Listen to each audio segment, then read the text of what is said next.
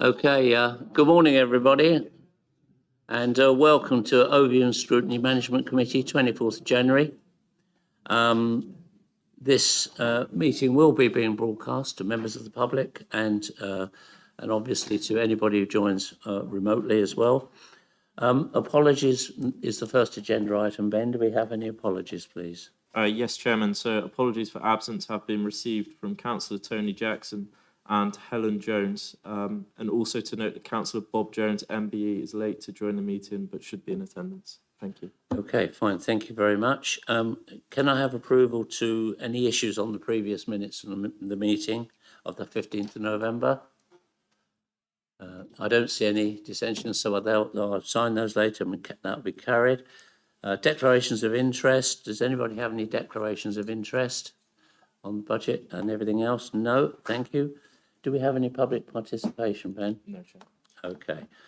So from the point of view of Chairman's announcements, I would just like to mention that there is a webinar tomorrow evening for anybody, for all members of the public, and if any of the councillors wish to join again to get a full detail of the budget, that would be fine.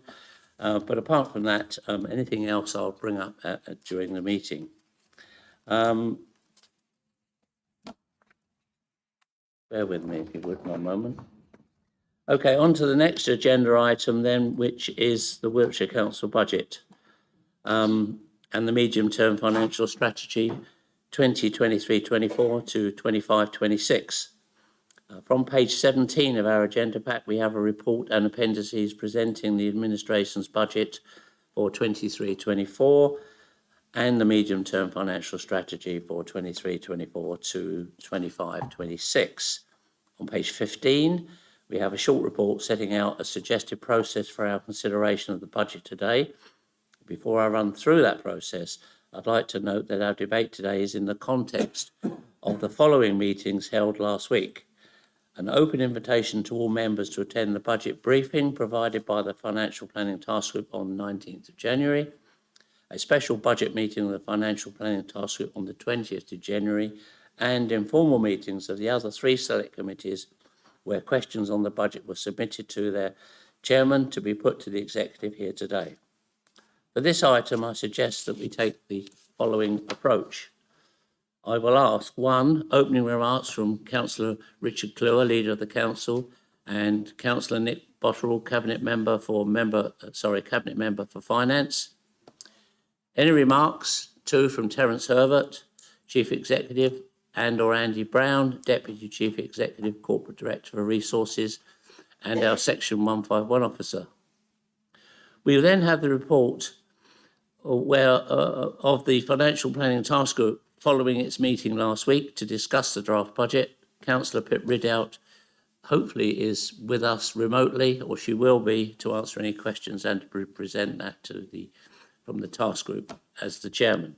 Number 4, I will then ask the chairman and vice chairman of the other select committees to comment on any questions based on the knowledge that they have gained in terms of policy development and service variation during the year. This will include any questions submitted in advance by members of their committee, and there is quite a long list, so it's really good to see how many people have been looking at the budget and have got questions, but I'll deal with those when we get nearer to the questions. I will then open up the debate to other management committee members to make inquiries of the executive members based on the papers presented. Number 6, as in previous years, the committee is asked to focus on the main strategic and policy issues and not those that sit at operational level. For clarity, please, could speakers refer to the relevant paragraph number when referencing the budget report. 7, the key points of our debate today will form a report to Cabinet on the 31st of January and full Council on the 21st of February, along with the budget report from the Financial Planning Task Group. An additional meeting of the committee to scrutinise any opposition amendments to the budget before full council has been arranged for Tuesday the 7th of February at 10:30. The deadline for submitting amendments is 5 p.m. on Thursday the 2nd of February. So sorry for the long speech, but is everybody happy with that process? Okay, or anybody unhappy? In that case, I will move to Richard Cluer. If you would, Richard, the floor is yours. Yeah, thanks. I'll try not to keep you long, and I'll try and I'll save the political theatre for full council rather than bring any of it out today. We've got a budget here that is based absolutely and really tightly on our business plan. And it's a budget that is looking not just for this year, but for 3 years. We're all required to provide medium-term financial strategies that cover 3 years. I think it's fair to say that most councils, and I was looking at our neighbouring authorities yesterday, most of them tend to do 1 year's budget and then worry about the savings that will need to be found in future years. That is absolutely not the approach we've taken. What you have in front of you is a budget that, providing the world doesn't get any crazier, and I think we've taken some pretty prudent assumptions. You try and get anything past Andy that isn't prudent, and he starts muttering and explaining that that really isn't the way we need to be approaching things. So we've got a budget that is based on some very prudent assumptions and provides a forecast not only of all the savings that we are planning to deliver over the course of the next 3 years, the next 3 budgets, but also all the other assumptions that fall in behind that.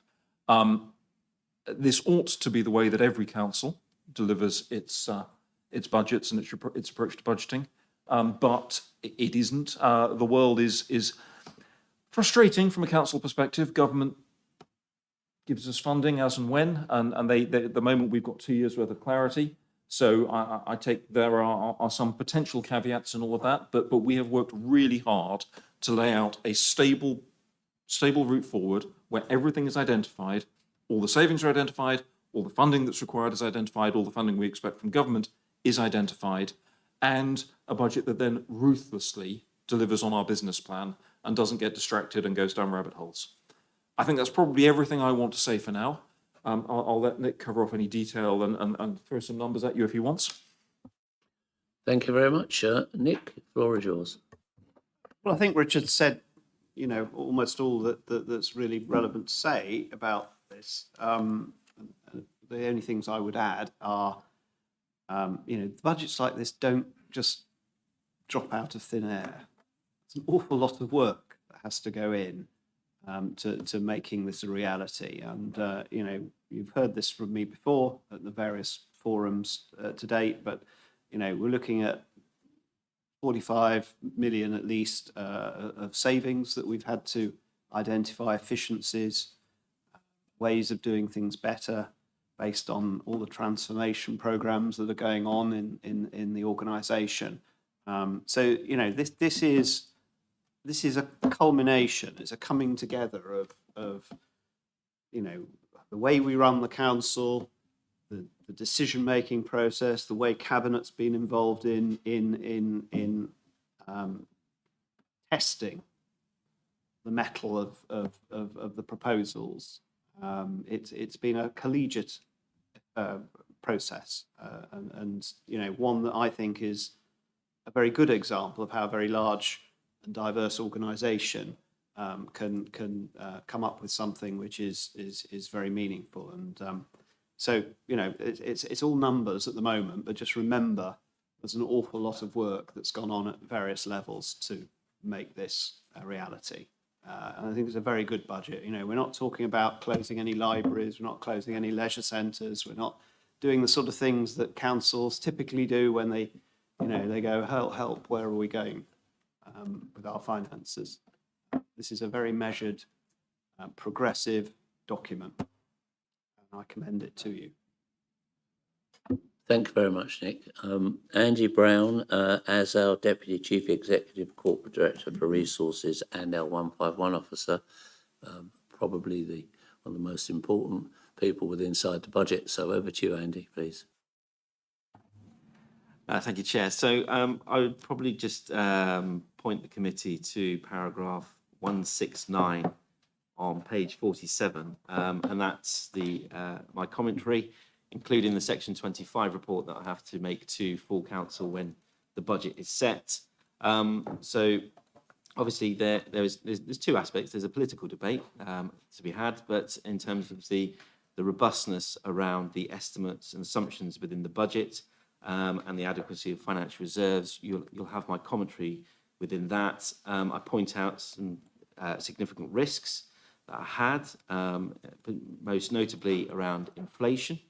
And you can see the assumptions in the report. We've tried to be as transparent as possible in terms of the assumptions that we use, not only for 23, 24, and that, after all, is what you'll be ultimately approving at full council on the 21st of February, the setting of that budget and the setting of the council tax. But it also goes over the 3 years as well.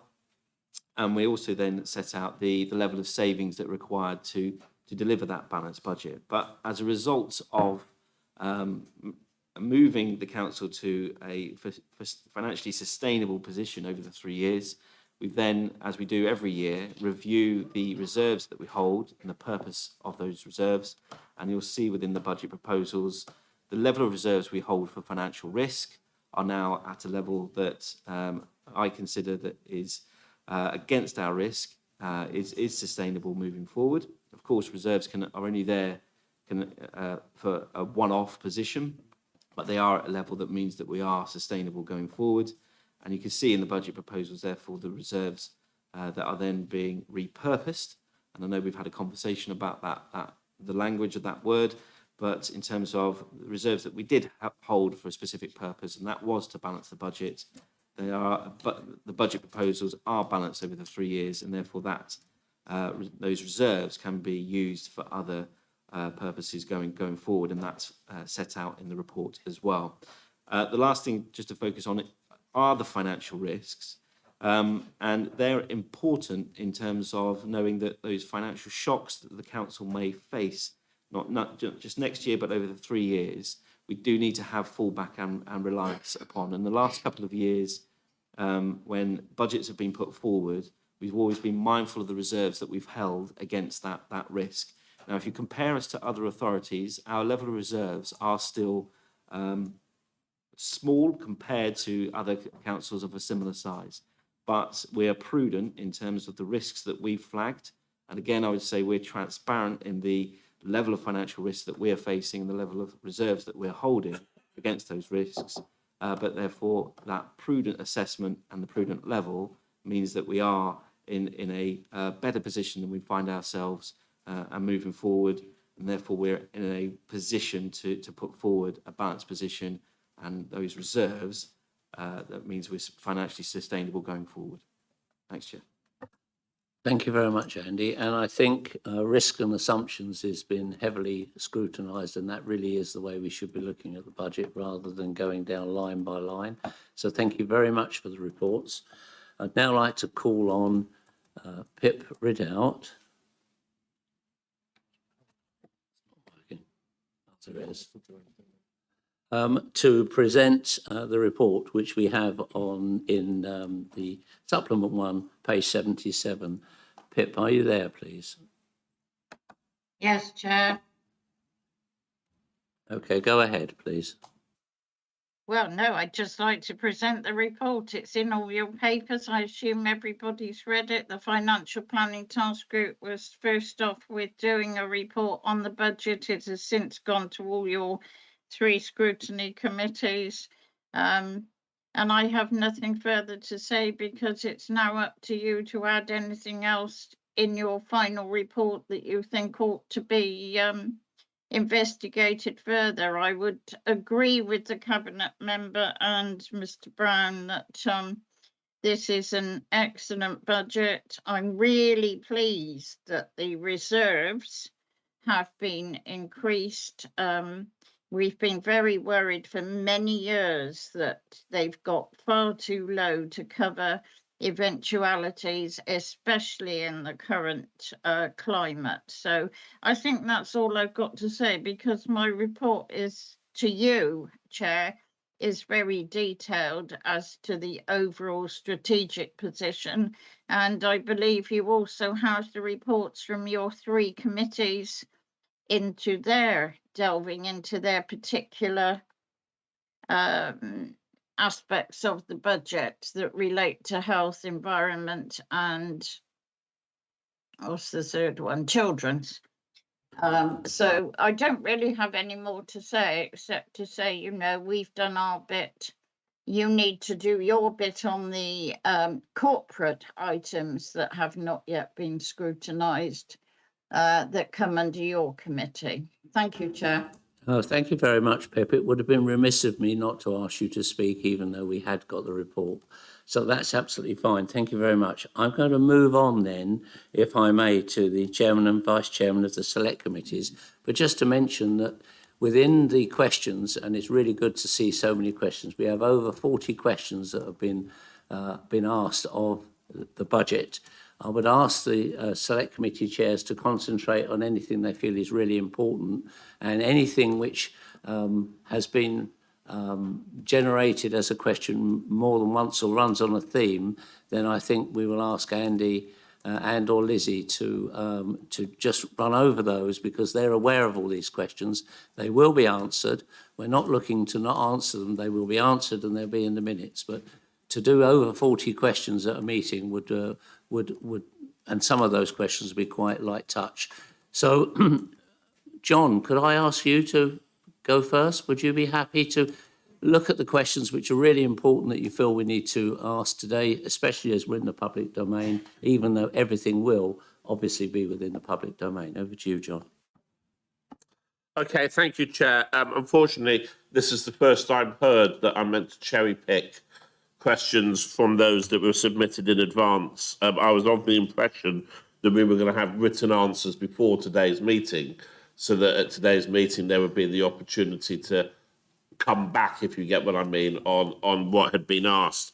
And that's certainly what we had anticipated. So you've kind of caught me unawares in that respect, because what I hadn't done was prioritise the questions that are on here. And I think it would be very hard for me now to look at the 26 questions that the select committee came up with and say to you, this question is more important than that question, because for us to have asked them, we've deemed them all to be important questions. Okay, in that case, but John, I do recognise that No. to go through one at a time, 26 questions now, would be a laborious activity, especially if they haven't actually all been circulated and everybody read and understood what the questions are. Okay, could I ask Lizzie, you have all those questions, don't you, Lizzie, those 26? Or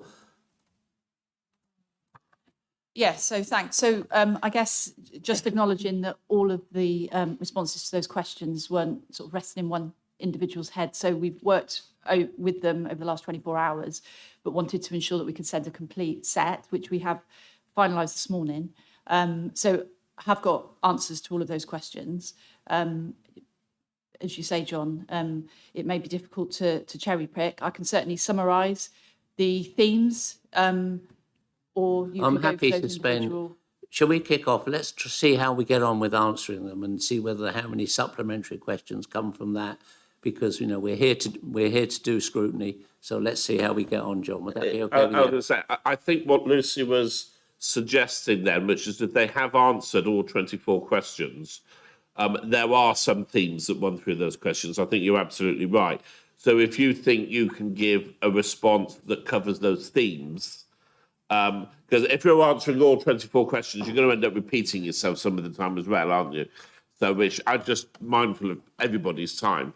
If you want to, if the questions are going to be individually answered, but you're going to answer them, but you're going to give something to the running themes now, that will give the opportunity to come back on it, which I think might be more sensible use of time. Yeah, thank you very much. You happy with that, Lucy? Yeah, so if I run through and, you know, I either come in, John, or come back to questions. So first area in terms of charging and schools.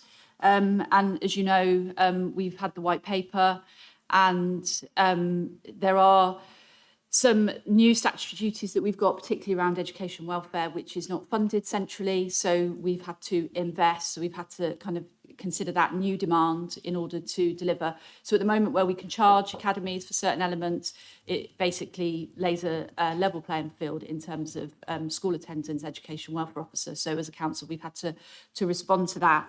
And in terms of the school effectiveness and savings plan there, this is around kind of looking at the structure within the team and making sure that we are, achieving efficiencies. Latent demand, there's obviously quite a lot around that. Again, part of that is around the education welfare offer and then also our alternative provision.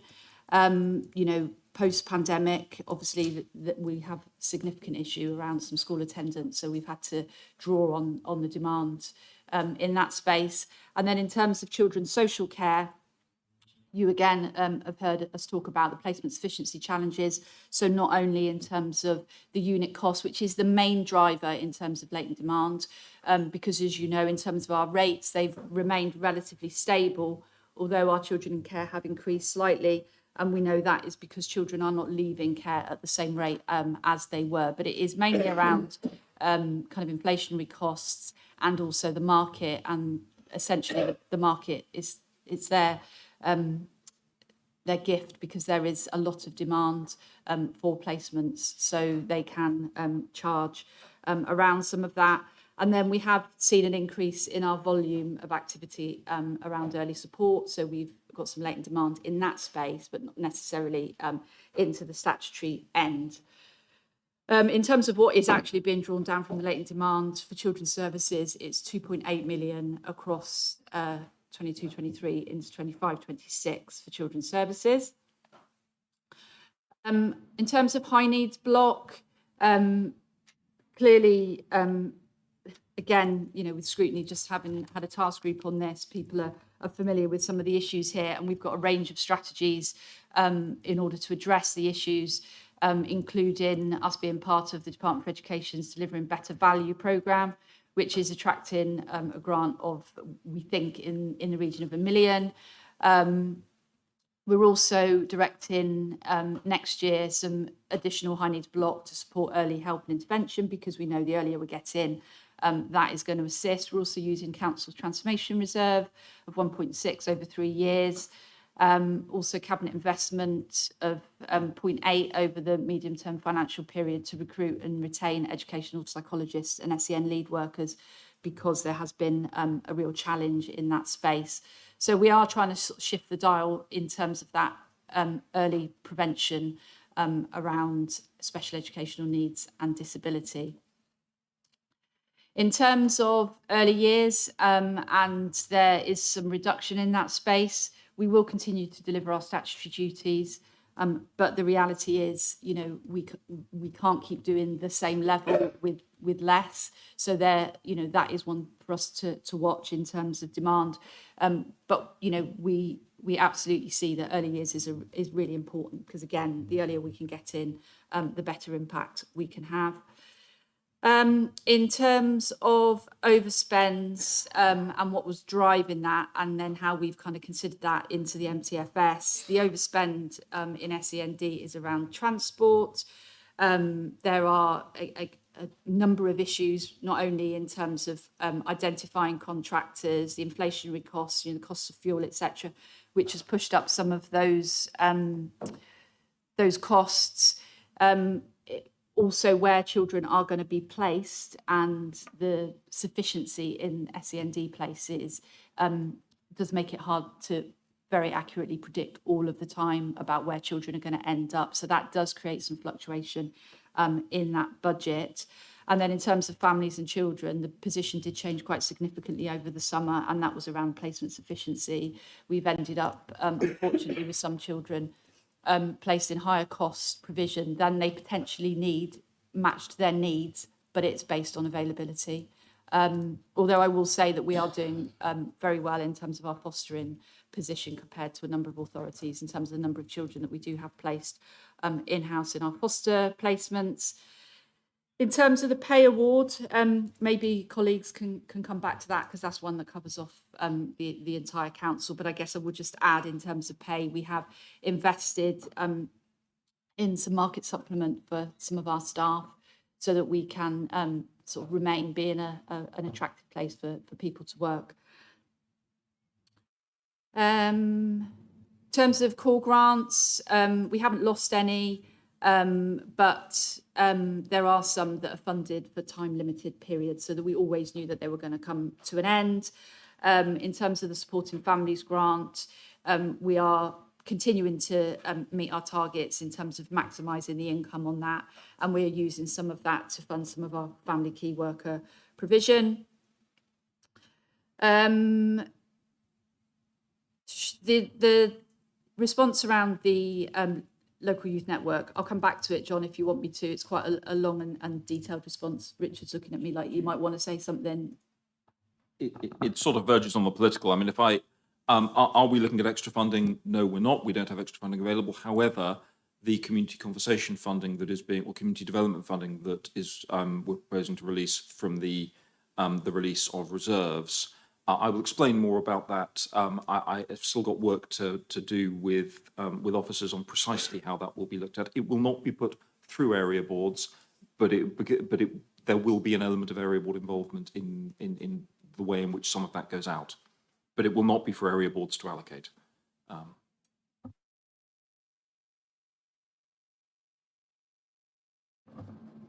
Okay, I'll keep going and then you come back to it if that's all right.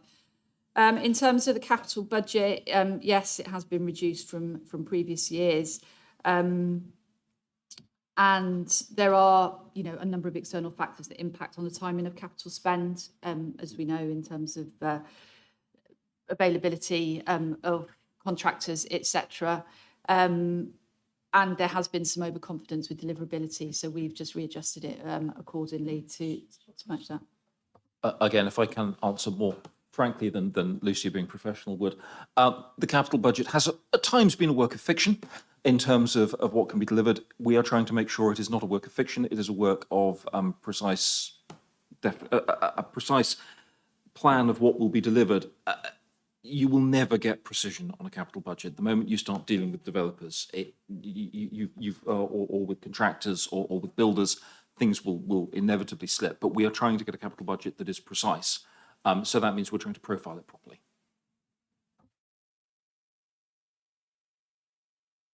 Just for clarity on that question, because I think it's important, the thinking behind the question on that one wasn't so much, well, there was an element of, is there stuff that we'd previously thought would be done that won't be done now? But we'd had the conversation earlier in the year about that and understood that situation. But the thinking behind the question is that behind, say, £100 million of capital investment will sit roughly £10 million of revenue spend to fund the investment. That was a rule taught to me by the 151 officer when I was putting together opposition budgets. So the question behind it was, are we seeing some revenue freed up in our budget through the reduction in the anticipated capital spend? Because if we had planned on £300 million of capital investment, and we're now saying realistically we'll only achieve £200,000 of capital investment, £2 million of 200 million of capital investment, we've got 100 million planned borrowing that we're not now going to borrow. So has that freed up revenue? And if so, how much? Yeah, it has, without doubt. That's been part of the drive, certainly from my perspective, in terms of getting that profiling, is to ensure that when we are saying that we need to spend £200 million in that financial year, that we are planning from a Treasury perspective to finance that capital spend. Now, in setting of the budget, we actually plan to borrow the debt at the end of the financial year. So we'll manage that cash position throughout the whole of the year anyway. So the knock-on implications have already been felt because of the slippage that is incurring in this year. So there's two things in terms of the interest that we would have undertaken in terms of borrowing, but also then the thing that's called MRP, minimum revenue provision, which comes on when the asset comes into useful economic life. That comes in the year after. All of those things are then delayed. But the reprofiling of the capital budget, and that's different in terms of the approval. So in terms of families and children's, and in particular the schools maintenance, money's been added to the capital programme to reflect inflation's gone up. So the overall school maintenance capital budget has gone up, but the profiling that has happened has inevitably, therefore, profiled the revenue financing of that as well. I'm probably going to look to Lizzie in terms of amounts, because off the top of my head, it was about 3 or 4 million in terms of the timing of that. But it's going to hit at some point. So if you look in year 2, I think it's year 2, there is a massive increase in the capital financing budget. And I think we're talking around £10 million. Again, I'm looking at Lizzie in terms of the numbers. But because that reprofiling has happened, it's had a positive effect in year 1, because we're not need to go out and find them, borrow the money or have the hit for the MRP. But then in year 2, it's all expected to come back online. We will probably again review that halfway through next financial year to see if that is actually happening. Overall, the total approval is still the same. In fact, it's gone up, but the profiling is the bit that we're trying to get more closer to than we have been in the past, and that will inevitably mean that the financing of it will also be more streamlined as well. We're getting these quite big dips and peaks and troughs in terms of the financing of that. So I want to clarify on this, because you're going to have to help a stupid person here. From what I've understood from the conversations that have gone on over the years, is that for a long time, we've been over-ambitious every year about the scale of the capital programme that we're going to undertake. I can understand that, I'd agree with that. As a result of that, some things get delayed, some things fall by the wayside. So looking over the term of the next MTFS, if we're saying we're going to be more realistic every year with the capital programme that we undertake, I thoroughly support this as a concept. But that will inevitably mean that if we're going to say for the next 3 years, we're going to be more realistic and spend, for want of a figure, £200 million a year on capital investment, because that's more achievable, deliverable, and we know we're going to be able to do what we say we'll do. Hurrah. But that does mean over the 3 years, we will be spending planning to spend 300 million less than we previously were, because previously we had been putting in about £300 million a year in capital spend, not achieving it, every year having the underspend, not doing the borrowing, get all of that. But what I don't get is, if that's now what we're doing, which I think is a prudent and sensible thing to do, why that will bite us in year 2. Because we do 200 million investment this year, 200 million investment next year. The total sum is still now going to be less than it was before. So why are we going to have a lot of extra costs in year 2 for doing less work? So it's about timing around when that borrowing is undertaken and when that asset comes into useful economic life. So the 200 million, if you look back historically about how much this council has spent on its capital programme, it's been around the 120 to 170 million mark. That suggests either a level of capacity that we've actually got. Now, in the setting of the budget, before we looked at reprofiling, year 2, or 23-24, sorry, I should say, the budget was going to be set at 300 million. And if you look at previous years when we got to this position, the budget has been set at 300 million, but lo and behold, we've only ever spent 150 million. And that's why you've then got this perverse position whereby capital financing is underspent, and it is underspent this year because we said we were going to spend 300 million, but lo and behold, we only spend around 100. I think we're forecasting 180 million now in this year. So there was a perverse positive impact, but we're just trying to smooth that out. Now, the increase in year 2 is because we're looking at all the slippage that we're undertaking in this financial year. So where we did have it at 300 million and it's now gone down to 180, that's been shifted into future years. And at some point, it's going to hit. And at the moment, we've got it hitting in year 2. I suspect when we review it in 6 months into next financial year, it will again be more evened out as well. But based on the assumptions and estimates that we've got at the moment in time, we're saying that bulge is going to come through in year 2. We are also then saying that again, if you look previously, we'd have a big investment in capital program in the first year, and then it would tail off. What we're doing is actually saying that we could just spread that more evenly. So we're not going to spend 300 million less overall. Still going to be, it's over £1 billion of capital program over the next 10 years. But rather than sending 300 and then coming right down, it's being more profiled to be more realistic in the level of spend that we're going to be undertaken. And just sort of building on that, I mean, we've always put this absurd sum. It's all been front loaded, which I don't want to do. I want a realistic approach to how we're going to spend capital. Just bear in mind when we look at capital, a significant chunk of our capital comes from grants, particularly government grants. So it isn't stuff, we don't need to borrow all of that. If you look at the papers, what is it for this year? 71 million is from government grants, and 67 million from borrowing. So, and that will vary year on year because we get the highways grants in, we get various grants in various areas. Thank you, Chair, for indulging me on that. I think the important bit of information that you gave there, Andy, and I wouldn't mind seeing some clarity on this, was that you're saying that the overall capital spend that we intend to make over the next 10 years is not changing. And so our total capital budget isn't changing. The only thing that's happening is we're reprofiling how we would have had that spend. I don't think I've ever seen anything that shows the current profile for 10. I might have just missed it.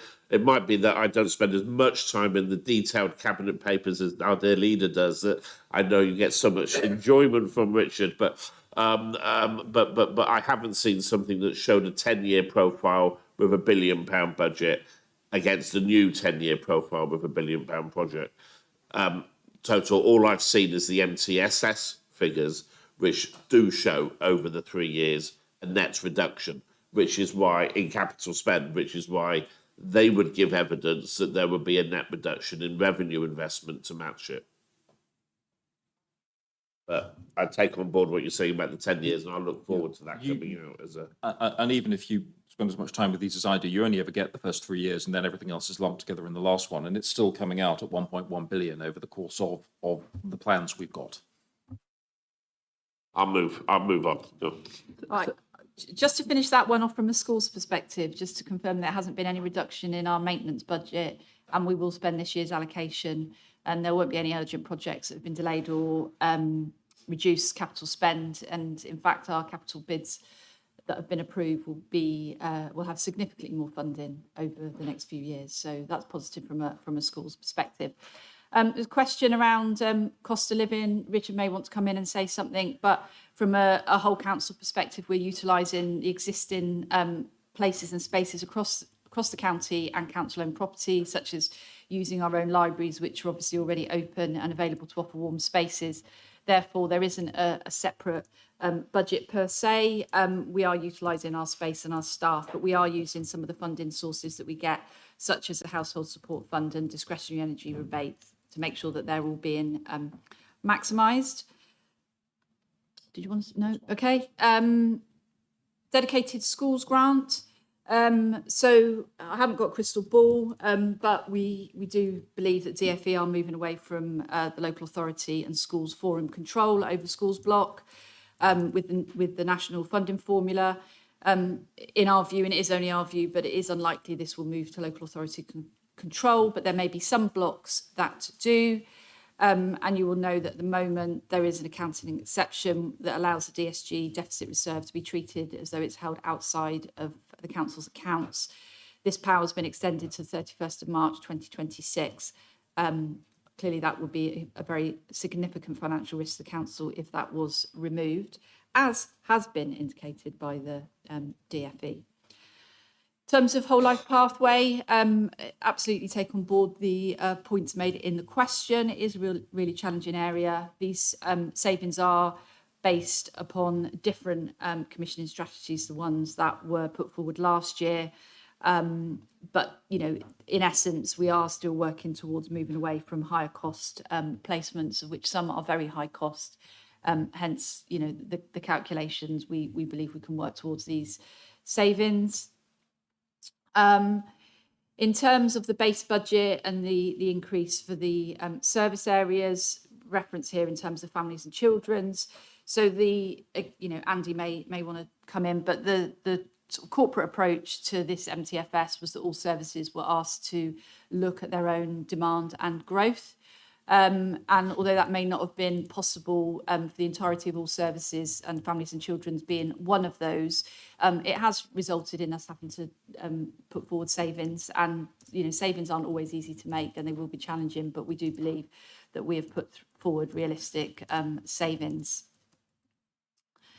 In terms of the investment in statutory send, yes, the investment in statutory send is permanent base budget rather than a one-off, and that can be found in Annex A. There are a couple of points that there has been some presentational errors, so that will come through in the clarity in the questions. But for example, one around the 805 does actually include the 250 from the MTFS when we are looking at the send transport savings. The estimates around latent demand, there's a 4.9 million and a 2.5 million that have been questioned. They apply to all children in care experienced young people and other permanence arrangements, including adoption and SGOs. That's why it is quite a significant figure.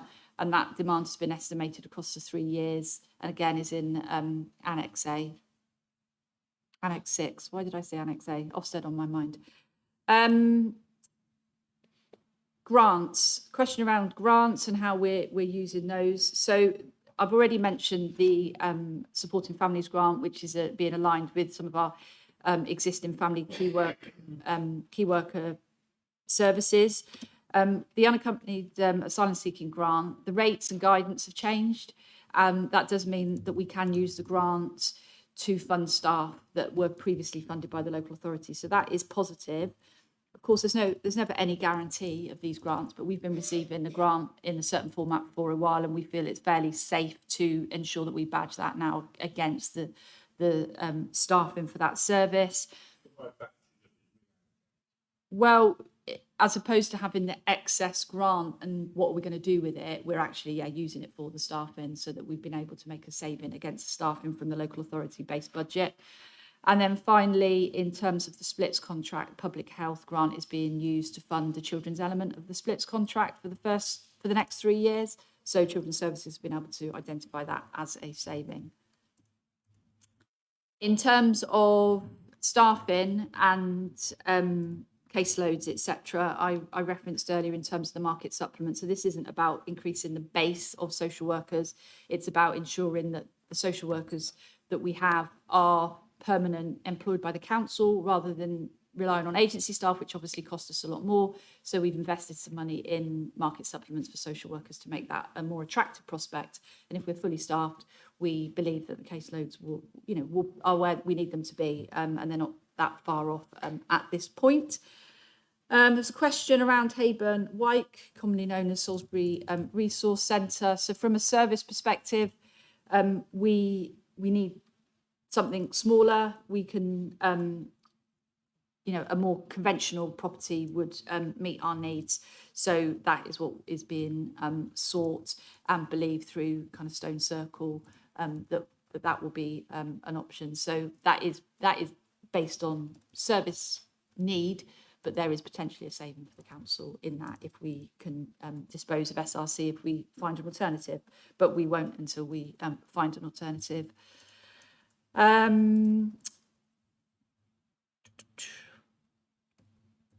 Increased cost for SGOs, that's a planned inflationary increase of 4.5. So we did increase our kind of foster care payments, SGO payments. We've obviously given private providers an increase. So we've done that for what would be considered our kind of in-house type provision also, which we think is important. In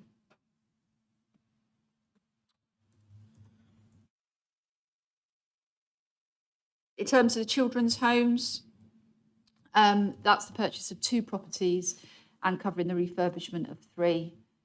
So it's looking at buying 2 new properties and refurbishing Aspire House is in those costs. In terms of placement efficiency strategy, we have a new sort of strategy and a meeting that is being chaired by the Director of Family and Children's that started this year. Greater oversight in terms of what we're doing in terms of our Fostering Excellence in-house programme, working with the South West Efficiency Strategy, and also looking at the use of residential placements. It is a multi-pronged approach. As I said, it is an extremely challenging market. It's at the top of the government's kind of risk issue in children's services, and we're awaiting before the end of this month the response to the care review. There may be something in that will assist us on that. We need to do more, but we're actually doing quite a lot in this space, and touch wood, we're doing significantly better than some of our other local authorities, but it is still incredibly challenging. In terms of the transformational funding for SEND, this is around aligning with the Delivering Better Value programme that I mentioned earlier with DFE, and our bid to transformation includes funding for some temporary staff to lead a sustainability sort of programme around the high needs block, essentially. And as I said earlier, in terms of moving to that early intervention space more significantly, and looking at what is available in terms of new ways of working around alternative provision. There's a specific question around the SEND and bid around the free school. It's quite a long response, so I'll send that across in terms of increasing the placement provision. Now, that was a bit of a whistle stop. You may have some questions, but I think I've kind of overly covered most of the points. Thank you, Lucy. And that was always the way we intended to do the sort of questions and answers. Have you got anything else that you want to raise, John? Well, I want to come back on some of the things that have been answered, if I may, Chair. Yeah, certainly. And I won't go through every single one, because some of those were perfectly explanatory in their answers. Some of them obviously led to new questions being asked. So, with regards to the early years work, and you said in your answer, if memory serves me correct, that it was about identifying the statutory work and making sure So effectively, what I heard you say is we are going to be spending less and having to target that through redoing the way we do it. But there wasn't anything in there that indicated what that change would equate to. What is it that we're doing? Because early years has gone through a number of changes, of value adding processes over the last goodness knows how many years. It's hard to imagine there's much more you can squeeze from that bubble in terms of efficiency savings. So we must be at the point where we're looking at, there are certain things that we currently do that we're not going to be able to do in the future, or that we would be looking to third parties to deliver in the future instead of delivering funded by ourselves. Do we have an idea of what that will be?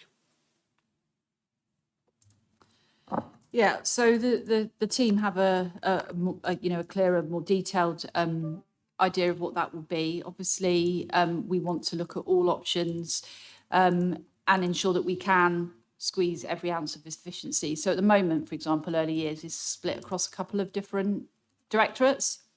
So, there will, I'm sure, be some efficiencies in that.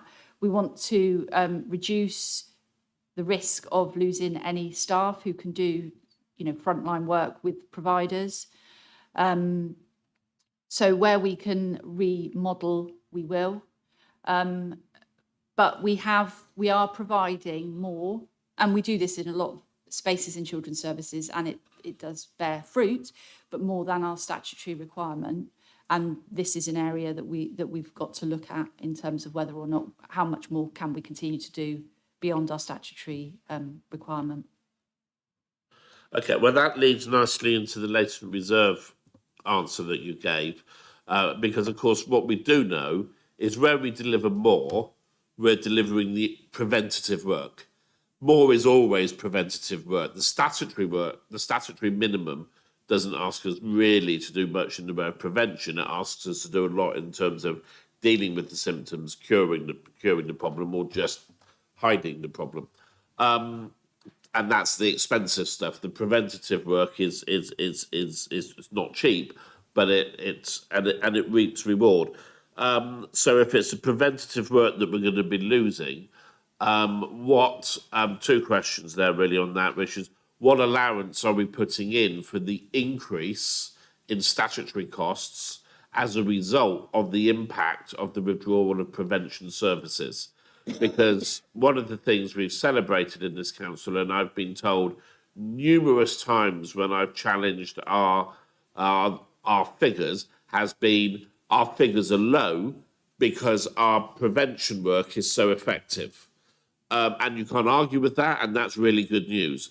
But if we're going to be reducing our prevention work, inevitably that is going to lead to a rise in the number of people coming into the system, because if you're not preventing the problem, some of those problems are going to happen. So how much allowance has been made for an increase in statutory demand as a result of not doing preventative work?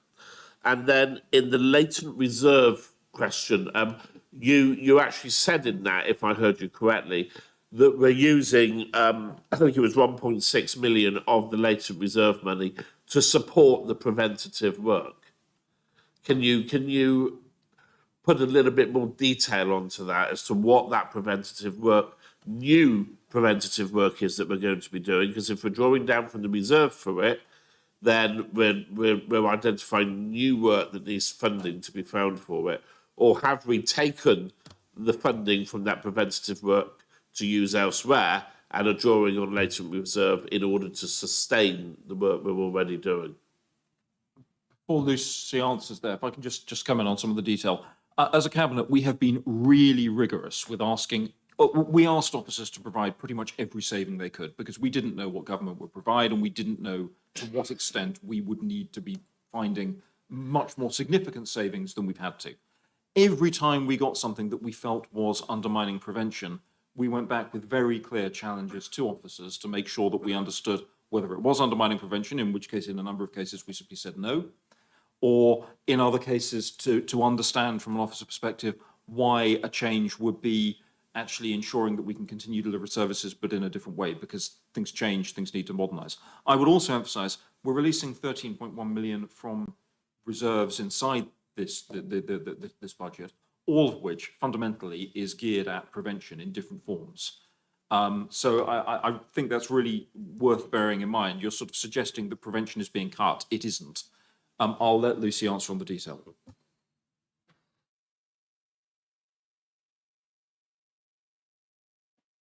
Yeah, I was just trying to find in the report, John, whether you're referring to social care, SEND, or both in terms of the latent demand.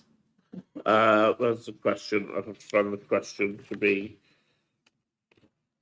precise in my answer to you, because I wouldn't want to.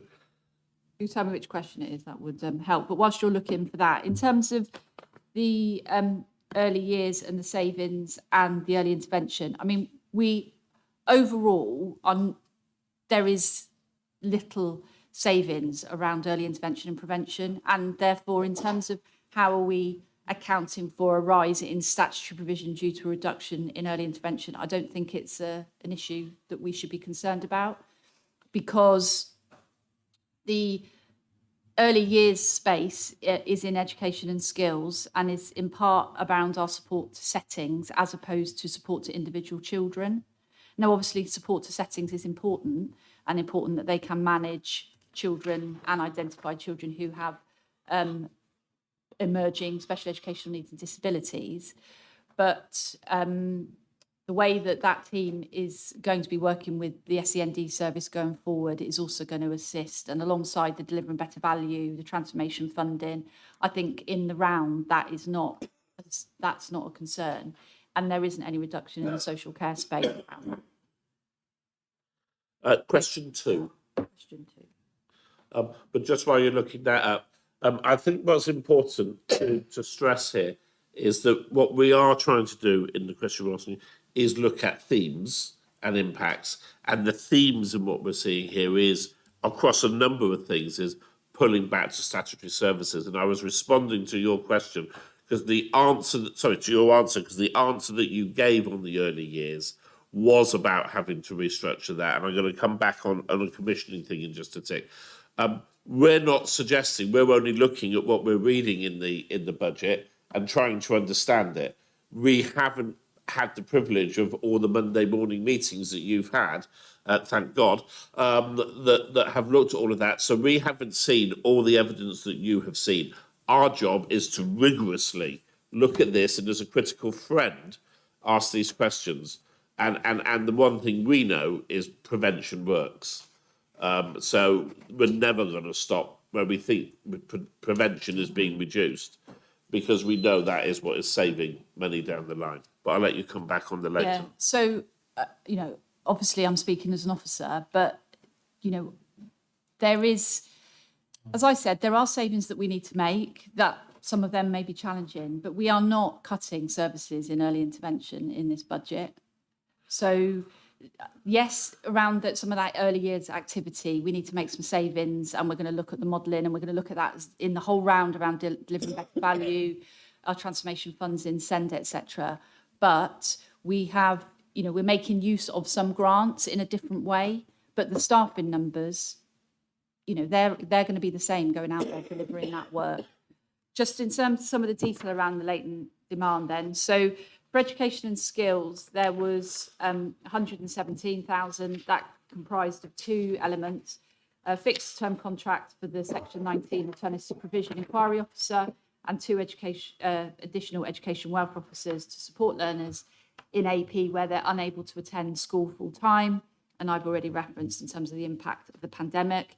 In terms of families and children, so social care placements, it's 926. And I've already referenced the placement efficiency challenges in terms of unit costs. But that is in the main around costs of that buy-in, that provision, as opposed to the rise in our numbers. And then the latent demand of 197 is reflective of the increased volume at the integrated front door early help. So it's basically additional capacity in our early support hub. So we're putting more in there although it's coming from the latent demand, with increased capacity in our support service if that's required. And we've also we've seen an increase in our care experienced young people requiring the support of their personal advisors, which has meant the need for increased capacity within our PAs to manage that. Does that answer that question around latent demand? It's yeah. I mean, we could back and forth for hours, couldn't we? But I don't think it'd be. Can I move on to my penultimate thing? Everyone will be delighted to hear. This centres around question 13, the whole life pathway, and if I heard your answer, correctly, and forgive me if I didn't, but as you're saying, we were whistle stopping, so there was lots of information coming back. What you've done here is redesigned the commissioning model from last year's model, in the hope that we'll find these savings through the redesigned commissioning model.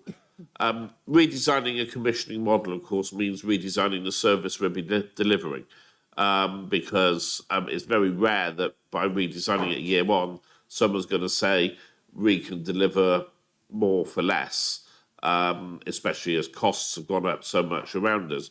So what is the difference between last year's commissioning model and this year's commissioning model in terms of delivery to end users? Again, before Lucy answers, I would refute the suggestion that in an area, particularly where you're looking at the adult elements of social care and around, the transformation programme, I think, is more than capable, and we've challenged it with officers as well, but more than capable through improving, having a more efficient system in actually being able to deliver savings, even at the point we are at now. Perhaps not in every area, but in many areas. So on a commissioning front, I'll come in on that, and Lucy can probably add further from it, because obviously so commissioning sits under my responsibility, but we work very closely with Lucy and her team in terms of the service that's delivered. But you'll see, because fundamentally I think your question was about the base budget increases significantly, and I think you can see that right across the piece. mostly as an impact of inflation, but the increase in the net budgets for services is quite stark going into 23-24, and then what your question was alluding to, but it's then flatlining or decreasing.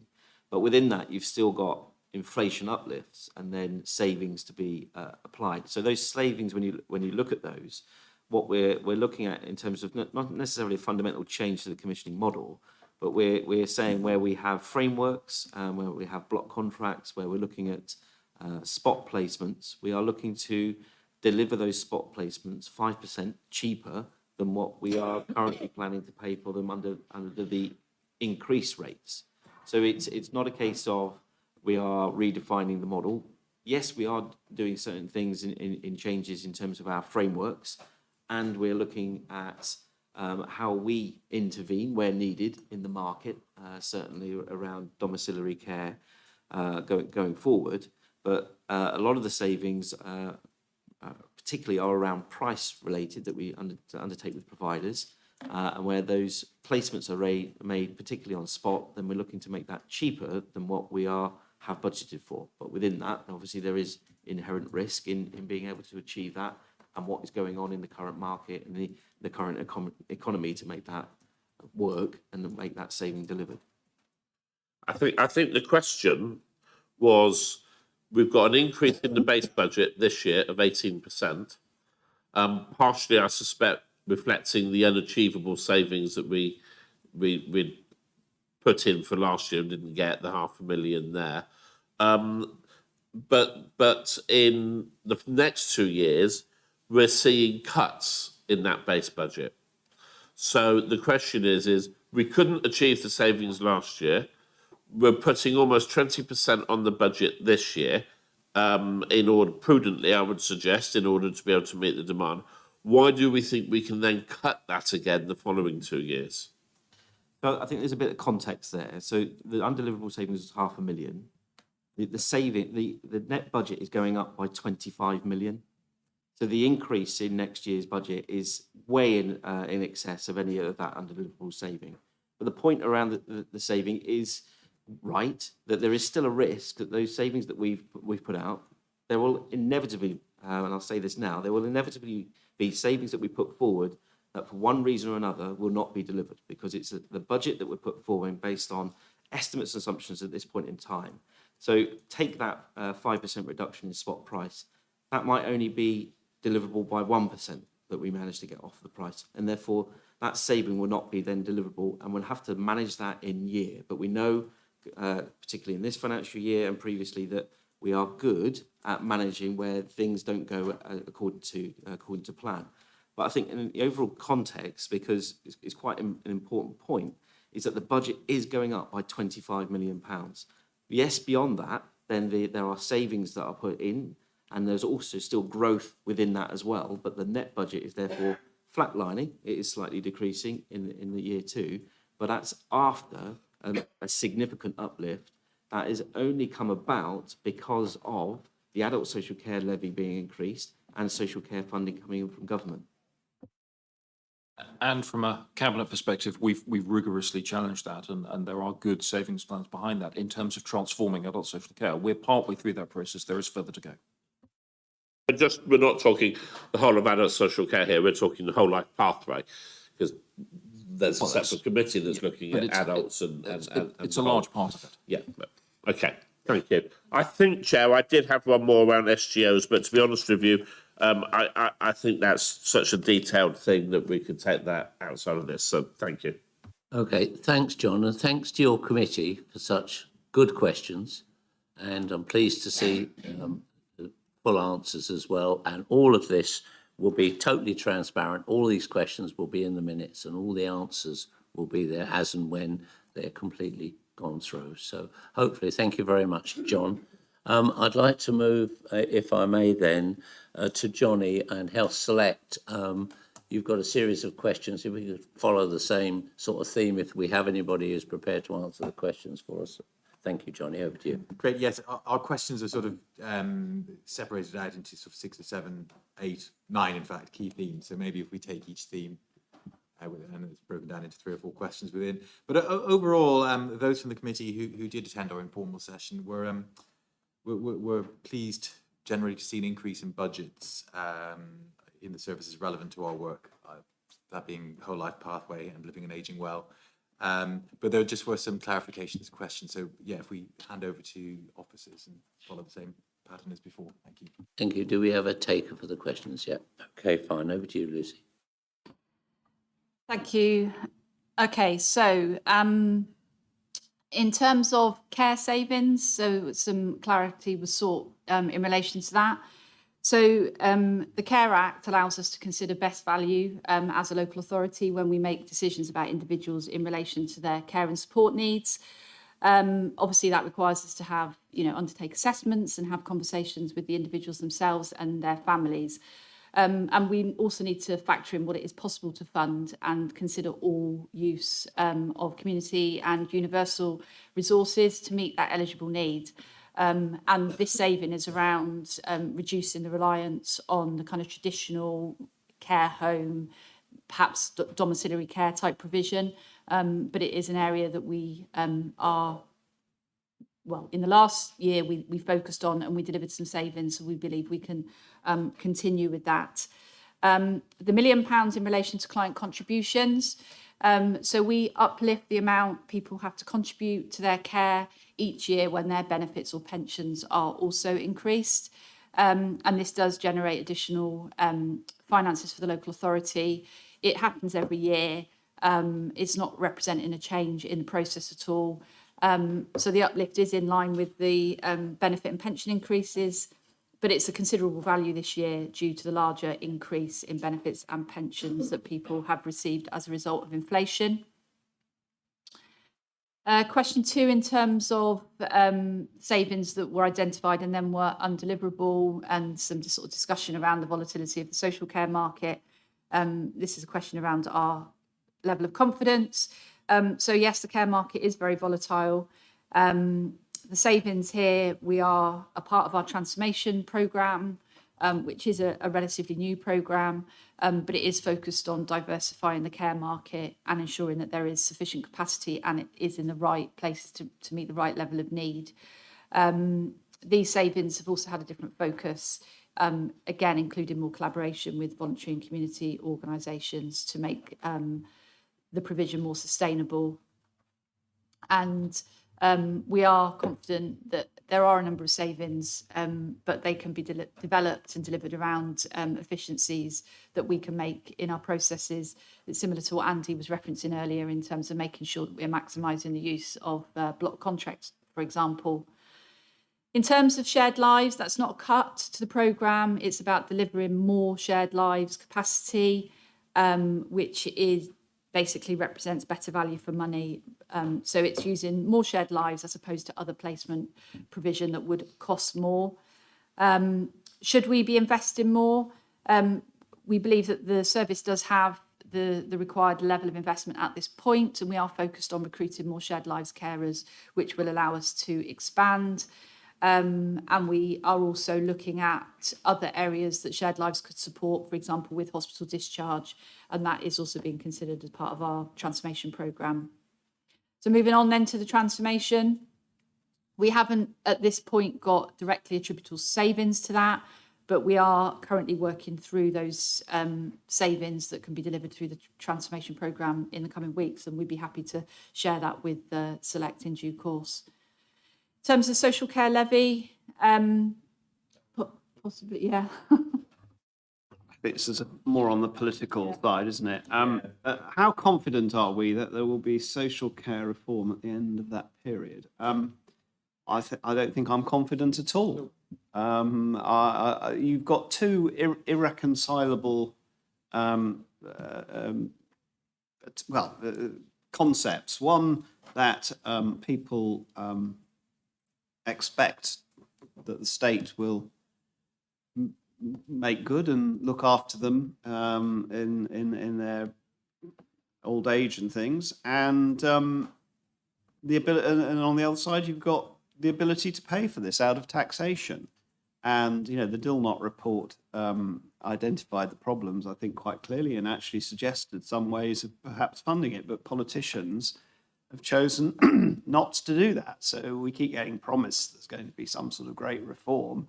But without spending vast sums of money, I can't see how they can meet their objectives. I'm afraid at the end of the day, it's going to require people to pay more money of their own money. And, however much tinkering and things that comes and proposals and whatever, I just don't believe it's something that the state can support in a greater and greater way, which is what's going to be necessary if they don't reform it. So do we expect the social care levy will inevitably continue then? The kicking the can down the road levy, as you might want. Well, I guess kicking the can down the road will be the order of the day. But whether it comes in the form of this levy, I don't know. I don't think we can really say. Johnny, that's going to be dependent on the outcome of the next general election. All I would say from our perspective right now is I'm very glad that government has seen to pause it, because the reform as it was laid out, whilst it would have provided benefits to people, particularly in terms of the amount of money that would come out of people's homes, was also, based on all the evidence we were seeing, going to break the care system everywhere south of probably Birmingham. I mean, quite literally break it. So I think government has taken the only choice they could have done with this. Okay, so I'll just add that we are making the assumption that the reforms will take place in 2025, which is what the government have indicated. So that's the basis of the work that we're doing in that space. In terms of joint funding policy with the Integrated Care Board, that's a positive step forward, as it acknowledges that individuals have both health and care needs. And we anticipate savings, as we believe that there are some packages that currently the council is fully funding that where there are individuals with significant health needs. So that is around contribution from our partners. In terms of Better Care Plan, this is being reviewed. We have a number of schemes that were commissioned about 5 years ago. And obviously with the pandemic, the use of that funding has changed significantly. And we need to sort of refocus and make sure that we are focusing on maintaining people living in their homes for as long as possible. And so in terms of some of the funding that's used around the bed base, we are reviewing that with our partners. In terms of tech, this is a relatively new area for us in this council. We have had some success in recruiting to some of these key posts. Absolutely acknowledge it is a very specialist area. But we are confident that there is work that we can do in this space, and that the savings assumptions have been based on the evaluation of the use of tech on a small number of packages of care. We've kind of calculated that across the entire source. But there's probably more to come in this space, but because it's early days, we've probably been slightly conservative here. And then, Andy, you're going to take the pay increase and inflation. Thanks. Yep, so there's some generic questions, obviously that come through from Health and Select, but I think they were raised by Environment Select Committee as well, around assumption for pay award and inflation as well. So I was going to cover those off from a generic perspective. It's actually on, in terms of the papers, it's on page 63 of the report pack, of which the detail is provided there, but I'll run through it. So in terms of 23-24, we've set an estimate of 4.5% increase on pay. In 22-23, to this financial year, the overall impact of the pay award, which has gone through, was around 6.6% increase in our overall pay. Obviously, it was a flat rate of £1,925 to staff. But overall, in terms of the impact on the council's pay bill, it went up by 6.6%. So next year, 23-24, we are estimating 4.5%. The following 2 years after that, we are estimating 2.5% in each of the 2 years. Clearly, if the national negotiations, which will be starting in earnest for 23-24, deliver a rise that is over and above 4.5%, then that will be a pressure on our budget that will have to be managed in year as well as ongoing as well, because that will impact in the base. But, and this then moves on to contractual inflation, the estimate for inflation, we've used the Bank of England Monetary Policy Committee's report from November 22 to estimate inflation. And you can see the fan chart that inflation, according to the Bank of England, is going to significantly decline over the course of this calendar year, so much so that it should be hitting 2% around December 23. We've budgeted on CPI for contracts at 6% in 23-24. That gives you an average overall perspective for the financial year. Clearly, at the moment, it's running at 10.5%, but again, as I say, it's on the predication that the inflation will drop sharply in 2023. And then Bank of England are saying for the next 2 years that it'll actually be below 2% in terms of their target and their projection. And we've set, therefore, our CPI assumption on for inflation, contract inflation, at 2%, which is their target indicator. So that's slightly higher than what the Bank of England are projecting. However, that's all predicated on what actually happens on inflation. So we use that as the best indicator. If inflation continues to prevail at double digits, then it won't be just the council that will have issue with its budget. It will be every organisation, I suspect, that will have an issue in terms of their financial planning and budgeting going forward. But that's what has led to a significant increase in the 23-24 budget, because of the level of inflation that not only we've experienced this year, that we've had to allow for in the base, but for 23-24 as well. The last generic thing to point to cover off is the vacancy factor. I think it was something that was raised in the Environment Select Committee questions. So the vacancy factor we've applied is 6.5%. We haven't increased it for 23-24, but we had increased it for 22-23. So there was a 1.5% increase in the vacancy factor previous to this financial year, 22-23. We had an inconsistent vacancy factor applied across the organisation. It was, in general, around 5%, but some services were higher, some services were lower. But in setting 22-23, and that's going forward to the rest of the budget in the MTFS, we've applied a 6.5% vacancy factor across all of the services within the council. And so incumbent on directors and heads of service to manage their budget, they've got that turnover factor that needs to be met within their base staffing budget going forward. Thanks, Chair. Thank you. Thanks for those answers. Welcome answer on the shared lives, particularly, Lucy. I think members felt it was a good scheme and wanted to be reassured that it wasn't a cut to the programme, but rather savings delivered by the success of it, which I take from your answer is the case.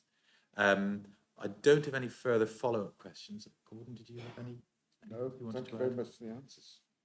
Okay. Just on the transformation, it would be good if we could have an update to committee in due course, and that would be welcomed. Thank you, Lucy. Thanks. Okay, thanks to the Select Committee for good questions. Thank you again for 100% resounding answers.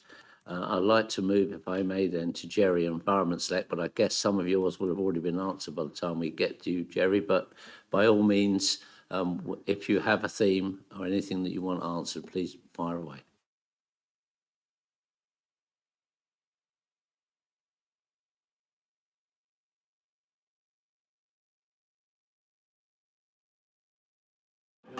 Right.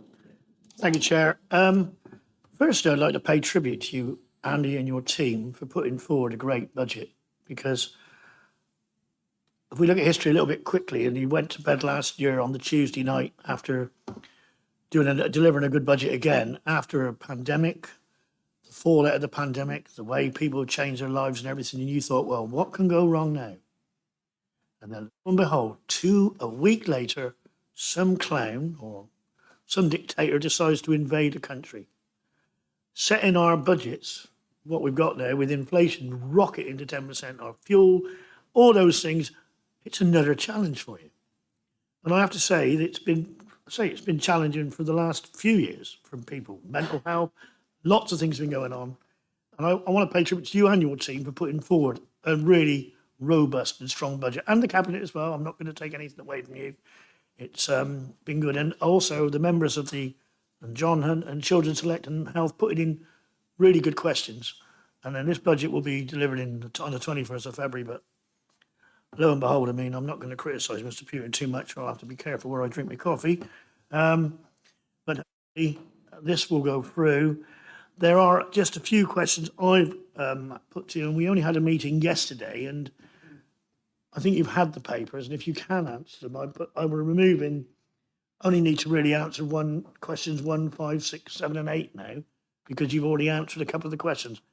If you haven't had the chance to read those or answer those questions, I'll take that on board and I can ask a couple now, but I think you've got the questions, have you not?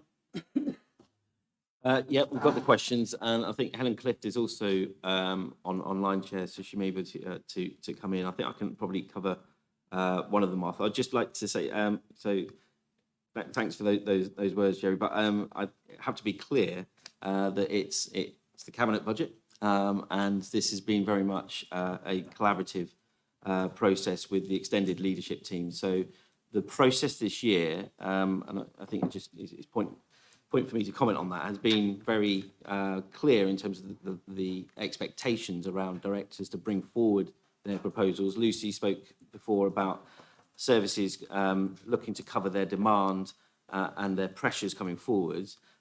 We wouldn't have been able to put forward a balanced budget without everyone playing their part and looking at their budgets and taking that responsibility seriously, and then equally with Cabinet playing their part and challenging and making sure that those decisions going forward. So while I take the plaudits about the budget, it is definitely a one council approach to getting to this position.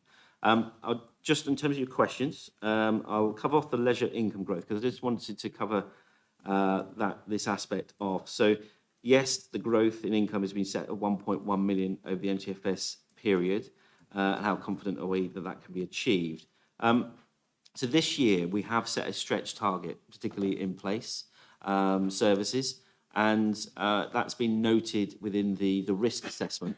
So what we've seen certainly in this financial year is that income has in various parts been classed as one-off or overachieved. And so what we wanted to do in setting the base budget is to stretch that demand and stretch the income target, but there is a risk around that being achieved. So there is not only growth in fees and charges, but there's also growth in the usage as well. So particularly in leisure, because we're talking quite sizable income, their growth is quite considerable as well. But there is also an aspect, and I'd have to double check whether that is put in, but there is an element of VAT around leisure increase in growth as well. And that's primarily around a case that's going on within Chelmsford Borough Council at the moment around the application of VAT. And we've looked at that and said that if that is successful and we are in the class action, then the VAT being applied will no longer go through, but therefore we will see an uplift because that income will come to the council as opposed to going to HMRC. I was clearly nervous about that because that's still going through the various process with HMRC and the case going through to be confirmed.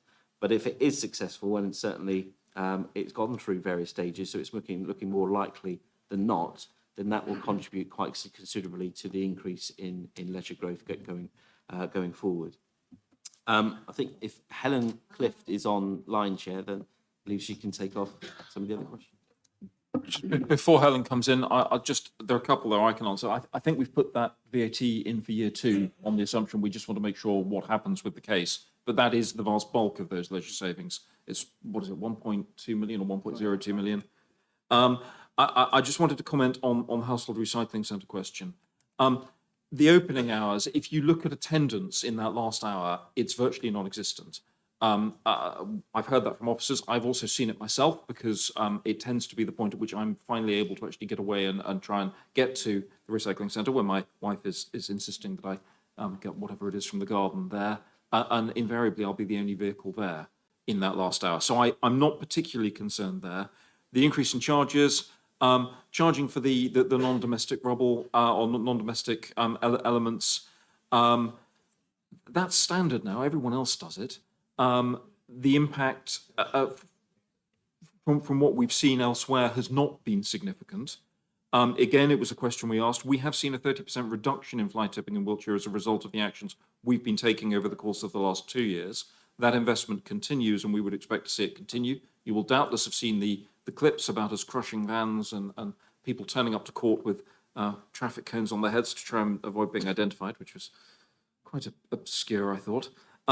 So we've already got the increase in budget for the fly tipping prevention work. Helen, sorry, if you want to come in on the detail of the other ones. Over to you, Helen.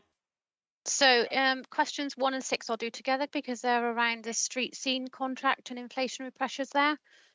So the street scene contract was awarded back in March 22, which was prior to the sharp rise we saw in inflation. As part of that tender process, we achieved a saving of 0.4 million, with further savings proposed for 23-24. But I think the thing that's important to note here is that the contract was tendered under standard NEC 4 contract terms, and that really uses industry standard specific indices to calculate inflation increases, which are then applied automatically on an annual basis. So, and in terms of how we're going to manage that, so there's sort of 4 key areas that where we've suggested some of the savings, and that's litter bins, which are a non-statutory service. So the council pays per litter bin empty, and the proposals we've put in place are for reductions in litter bin emptying to achieve those savings. Street cleansing, we're moving to statutory level responding to litter complaints. Play area maintenance, that will continue as it is under the current delegation to our parish and town councils.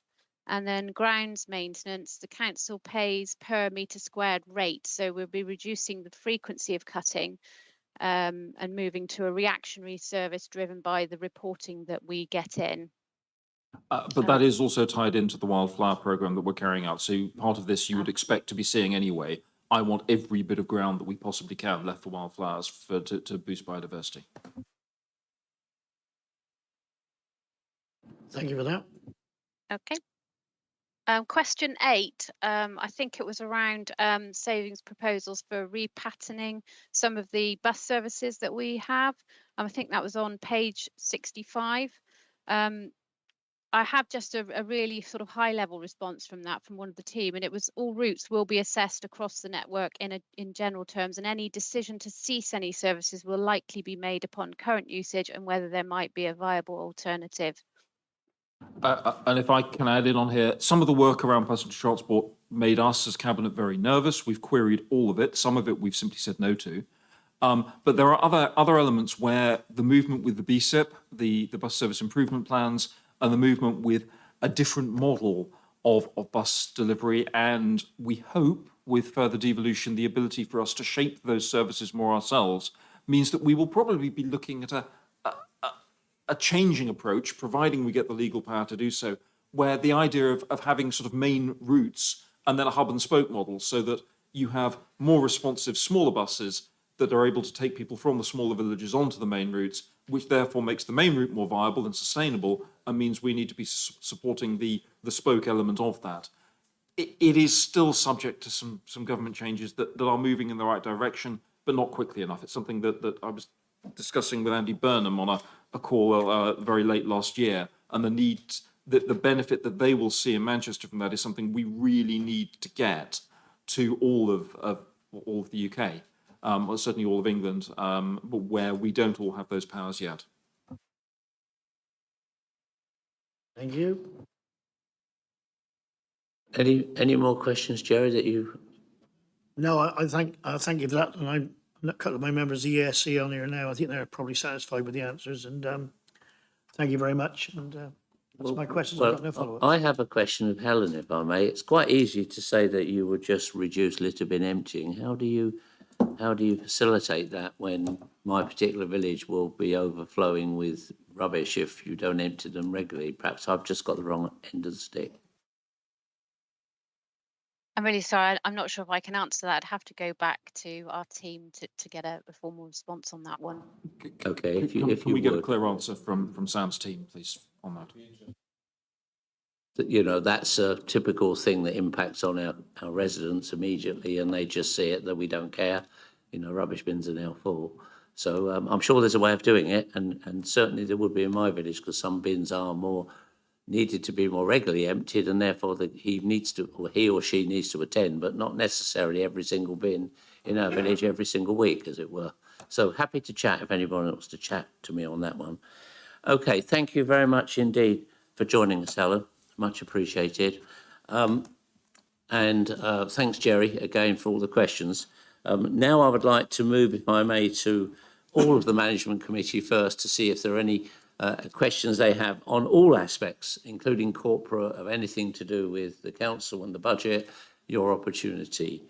So Ruth, your hand is up. Away you go. Right, thank you. Yeah, it's quite right that this isn't the place to political debate on priorities. That's for full council.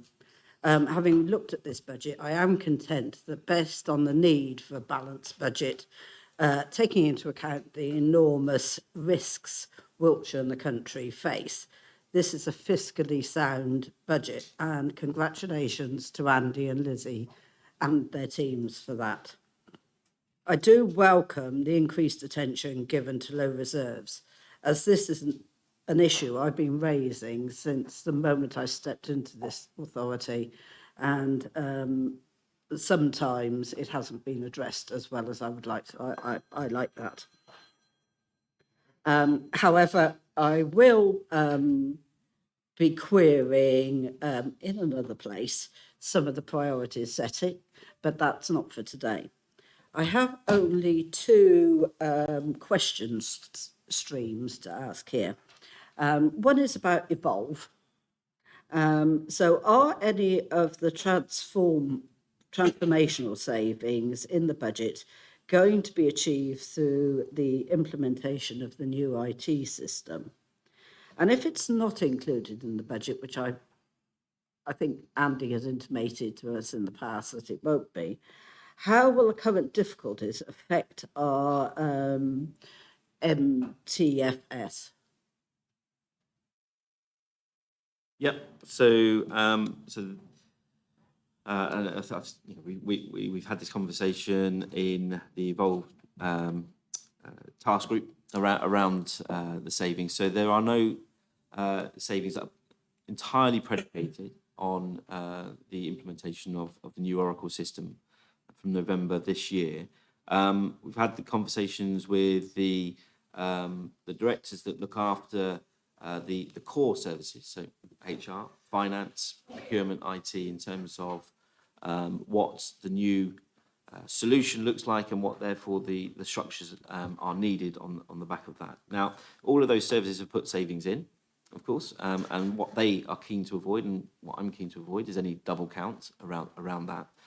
So until the much clearer in terms of the specification, and we've only this last week actually signed off the specification design documents to start putting the system together, where then the benefits that were mapped out from the Evolve programme are still there, and there'll be a process that I'll be wanting to undertake as part of the Evolve programme to look at those benefits, and then how can they be crystallised in the budget going forward.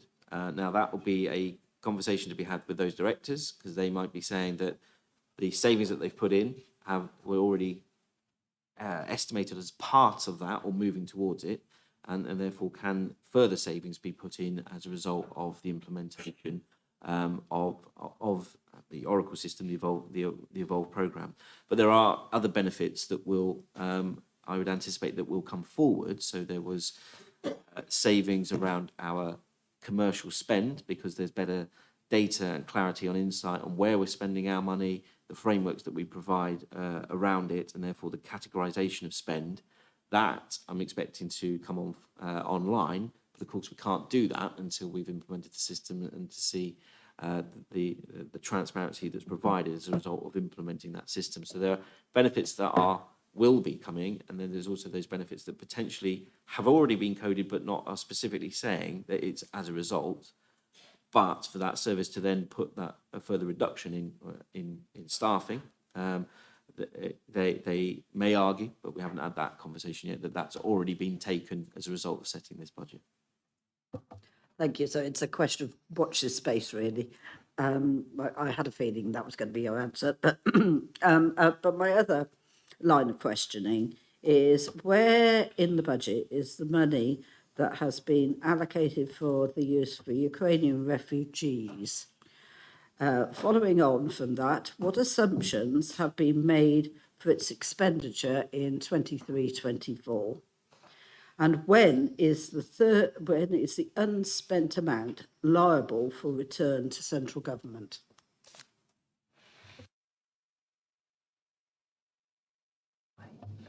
Yeah, so it's because it's not part of the net-based budget because it's funded by grants. It's coded within. I'm pretty sure, but I'd have to double check this whole life pathway because that's where the service responsible for undertaking the activity is sat. So you won't see it as part of the net budget, and you won't see it as pressures or anything coming through because it's not funded by council tax or business rates or that from that core funding. But the grant that comes in, we are allocating it there. We're not reporting it through this because it's not adding as a pressure that it needs to be picked up as either through a saving or through increase in local tax. But we'll provide a follow-up in terms of the latest position because it is. We're not saying we're hiding anything, but because the position is that this is focused on activity that's funded from tax, then we're not looking at things that are funded by specific grant. So it's within there, but we've not really drawn that out. And there are still amounts that are held on the balance sheet in terms of the grant that we've had. There are no specific conditions as yet that have been clarified by government about the return of that. And we are, as you know, from what we've set out from the Cabinet's perspective, looking to utilise that grant in terms of acquiring homes that we can then house Ukrainian families going forward long term. And it's very interesting to note that government have had significant conversations with us about the scheme we proposed, and then remarkably have come up with their own national scheme now, similar to it. They haven't quite understood leveraging in the way that I think we understand it, but they've made some good headway on that. So the broad principle of that has received national approval. I won't comment on that, Richard.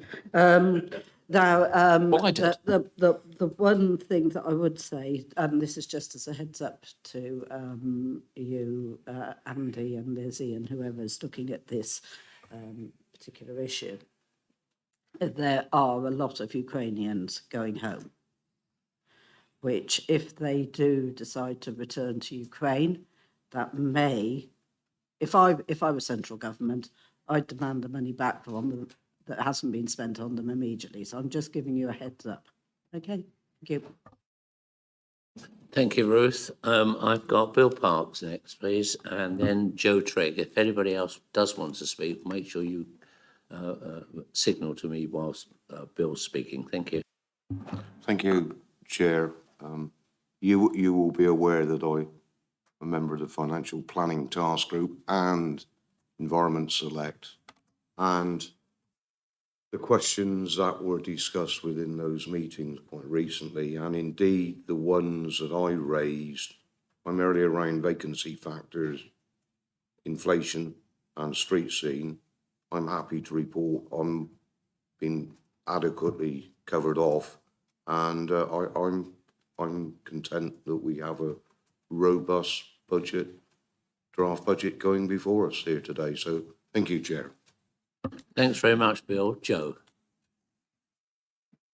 Thank you, Chair. Yeah, my question actually is still around staff and around the staff savings across the budget, but it's particular compared to the transformational projects that are due to take place and work that's planned to go on with those projects over the next year. Because as we all know, with transformational projects, it will be some of the most experienced members of staff from departments who will need to be involved in those. and that in itself can create issues in a department when they miss some of the input of experienced staff from day-to-day services, and the pressure that then puts on the workforce.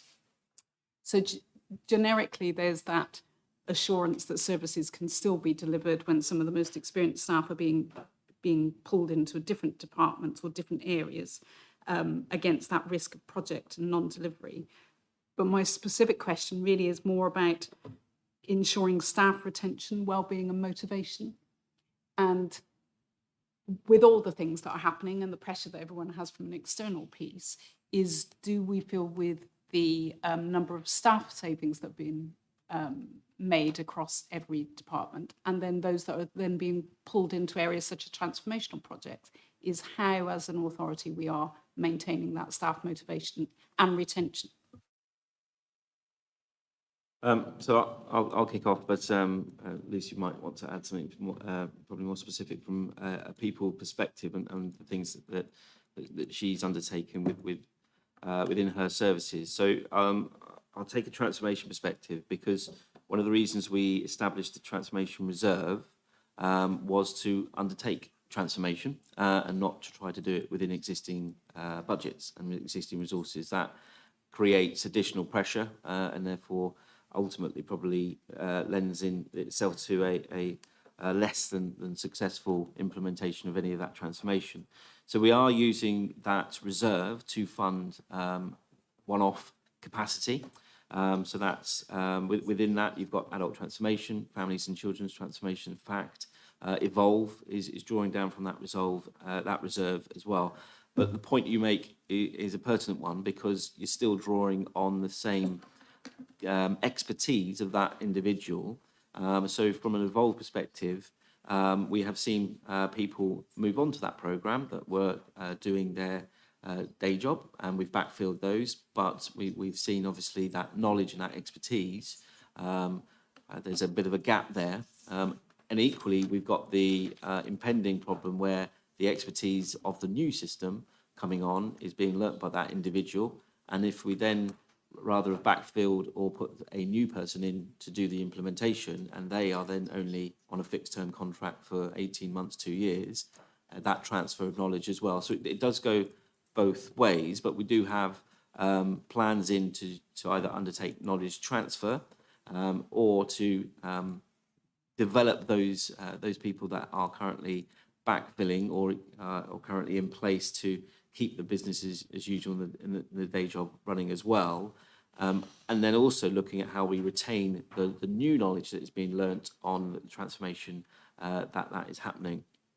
I just then want to cover off the staff savings aspect, because I think from my perspective, overall, when you look at staff savings, predominantly they're on about taking vacant posts out now. So they are vacant at the moment and they're being removed. Now, you can argue that obviously is having an impact on capacity and the level that we have to undertake a service. But if they're vacant now and they've been vacant for some time, then there's a question, and we've had that challenge through the budget process around, therefore, realising that vacancy as a budget saving. And therefore, we have avoided, wherever possible, the impact of reducing actual staff numbers, and therefore crystallising redundancies as a result of that. So overall, the staffing reductions that you see in the budget, in the main, are reducing current existing vacant posts.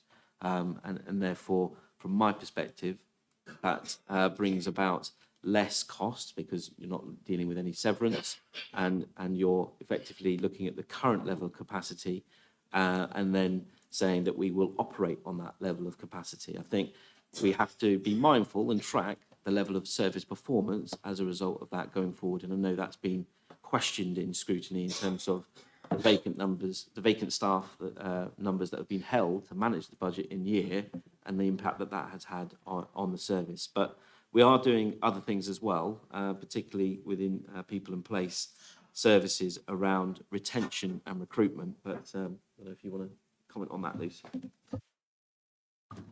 Yeah, so from a people perspective, any staff savings that have been made, that have been presented in that 2.8 savings are, as Andy has described, that they have been vacant for a period. But I'll be really clear, and they're not frontline practitioners, because of course we have recruitment challenges in some areas, and so I was really clear that we could not take those because we need to fill them. And actually what we've done, and as I described earlier in terms of the market supplement for those hard to fill posts, has been well received by those staff who are in receipt of that. But that doesn't come without its challenges, because there are obviously lots of other staff who aren't receiving it, and we need to manage that.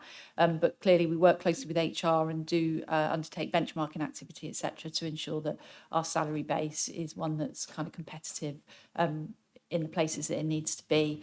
And I'm sure if Parvis were here, he would reference kind of planners, for example. But health and wellbeing is absolutely top of our priority. There is a huge amount of activity going on in that space. We're doing a lot of work in the recruitment, pushing out, the good work that we're doing in Wiltshire and promoting ourselves and getting into some kind of national recruitment events, etc., across children and adults. We've also used, for example, some of the hospital discharge funding for our care staff that we employ, to increase their take home because of the challenges in that market when compared to going to work in, industry or Amazon or Tesco's or somewhere. It's difficult. We undertake health checks with our staff. We have staff reference groups. There's a lot that we are doing in that space. Okay, thank you very much, everybody. I see John, I think you've got a question. Thank you, Chair. Yes, relating to corporate matters rather than children's. Two questions, if I might.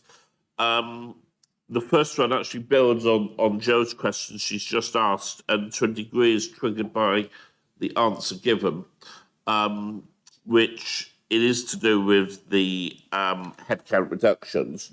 And if we are dealing with this in the whole by stripping vacant posts, which I can understand the logic behind that. It's a much cheaper way than taking people in post out, because you're saving on your redundancy, which can be significant. What steps are we taking to ensure that we maintain the ability to be able to deliver services behind this? Because if I know that these are in the whole back office jobs, but let's face it, it's the back office that keeps the front line working.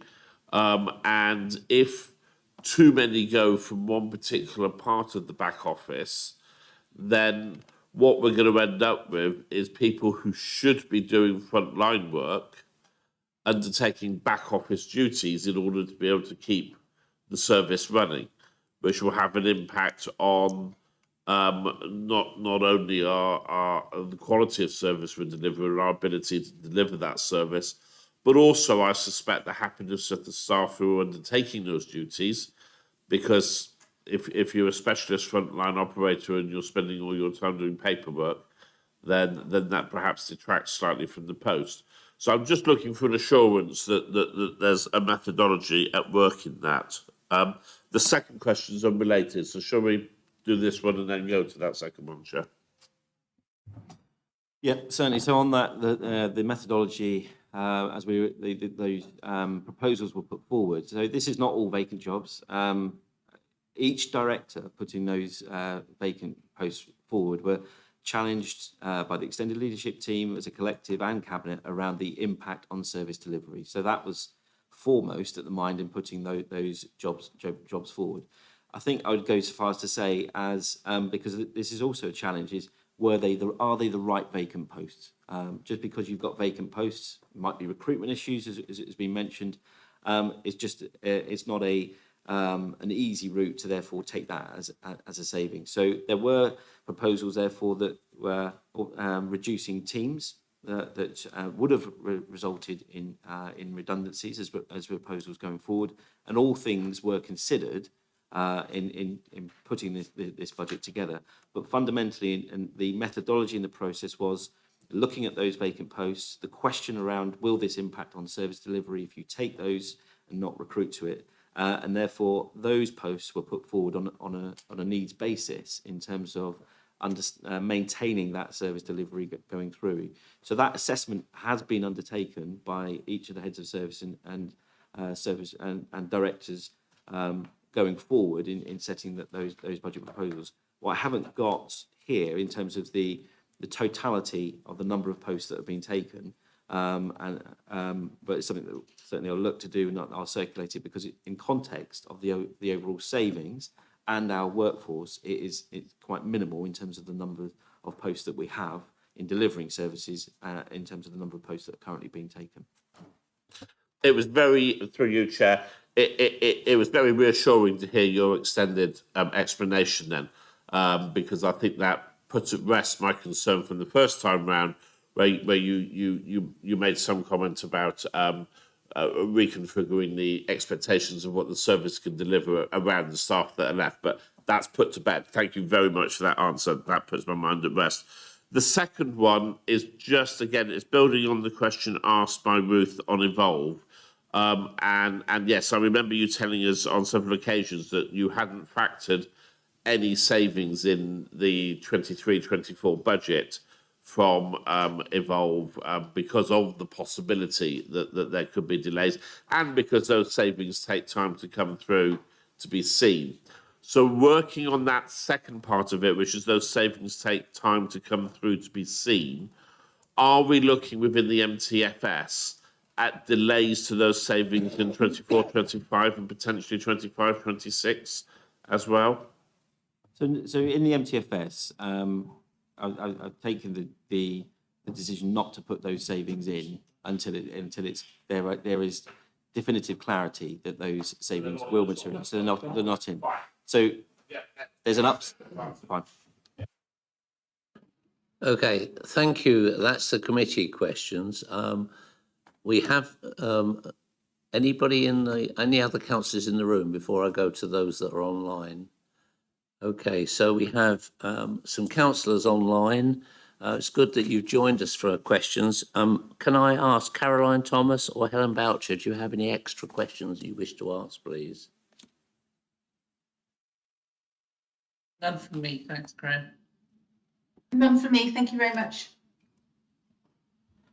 Okay, thank you very much for joining us and staying with us. So I think then that ends the process from the point of view of the budget. Okay, it's been a long time. We've done nearly 2 hours really on that, and I think it's time well spent. And I hope that all members will reflect on the scrutiny we're doing here, and that we don't have to keep repeating these same questions over and over. So hopefully at budget time, when you get to your cabinet meetings, all of these questions will not be reflected back on. Okay, so I have a draft resolution to note the draft Wiltshire Council budget for 23-24 and the medium-term financial strategy for 23-24 to 25-26, and to refer the comments of the committee and the report of the financial planning task group to Cabinet and full council for consideration on the 31st of January and the 21st of February, respectively. And number 2, to support the financial planning task group ongoing monitoring of the delivery of the budget and the development of the budget for 2024-25. Do I have a seconder? Thank you, Chris. All those in favour? Thank you. Anybody against? No, that's carried. Okay, thank you very much. Yes. With your permission, may I just make one observation, which is actually to say thank you, particularly to Pip and the Financial Task Group. I don't know if the other select chairs feel the same, but I think that this year the opportunity as chair of the Select Committee, Children's Select Committee, to be able to attend those task groups, to be able to ask questions that much earlier, and to be able to get more information in that manner has actually made it. I still don't think the process we've got is perfect, but I think it's been extraordinarily better this year than it was last year, when I think there was minimal opportunity for the select committees to be able to be involved. And I think the reflection is the vastly improved range of questions from all 3 committees this year, a demonstrative of the fact that there was more involvement for them earlier on in being able, and if we can continue that into next year's budget, that would be even better, particularly giving the opportunity, and here's a challenge to the administration as well, giving a challenge early on to be able to look not at the line-by-line items, but the themes of the budget, so that we can concentrate more on that as per the training that we went through. But thank you to Pip and her team, because I think it did make my job, and I don't know if my colleagues feel the same, a lot easier this year to have that advanced participation. Yeah, thanks, John. And of course, that was actually really driven by the management committee deciding that we would get involved more, get this opportunity to get the select committees involved, bring the questions forward and release all of the pressure from the planning, not so that the financial planning task group didn't have to do all of it and look at everything. But your comments are taken on board, John, and welcome. Yes, Richard. Just to add to that, for the first time ever, from a Wiltshire Council perspective, you can look at all the themes of next year's budget and the budget after right now. They're here. Literally, it's there. There will be changes and adjustments based on circumstance, but seriously, there you go. Thank you for your enthusiasm, Richard. Because you're obviously very keen on that, so that's absolutely fine. Okay, so that's... Oh, sorry, yes, Jerry. I was just going to say, I think with all this work and all these meetings we've been having going on over this, to get a good insight of the budgets now, we won't be there very long on the Tuesday when we have the cabinet meeting. So, and I just, I'm very happy that we're doing it all before we go in there. Yeah, that's an interesting thought, Jerry, and good luck with that one. Right, let's move on, if we may, then, to the agenda item 7, which is the Q3 revenue budget monitoring. Okay, so in the agenda supplement 2, we have the latest revenue budget update for our current financial year. For this item and for the next 3 items, I appreciate the reports only became available with the cabinet agenda yesterday, and members will therefore have had very little time to review them. However, I think it's important that we have included these items in our agenda today, and it's a really opportunity for us to get straight off the starting blocks with them.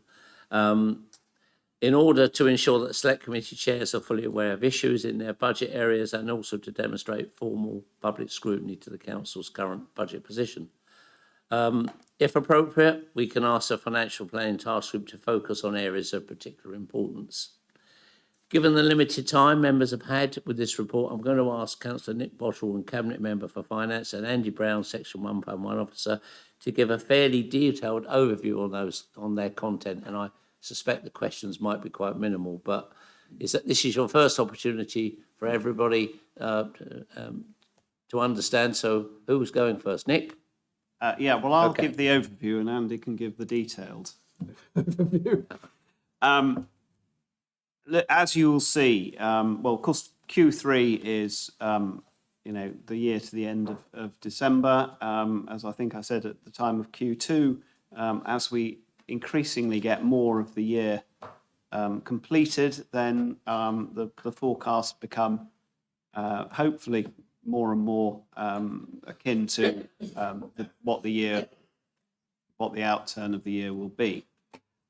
So Q3 is a better slingshot at how this year will pan out. And as you will see, we are forecasting an overspend of £5 million or thereabouts.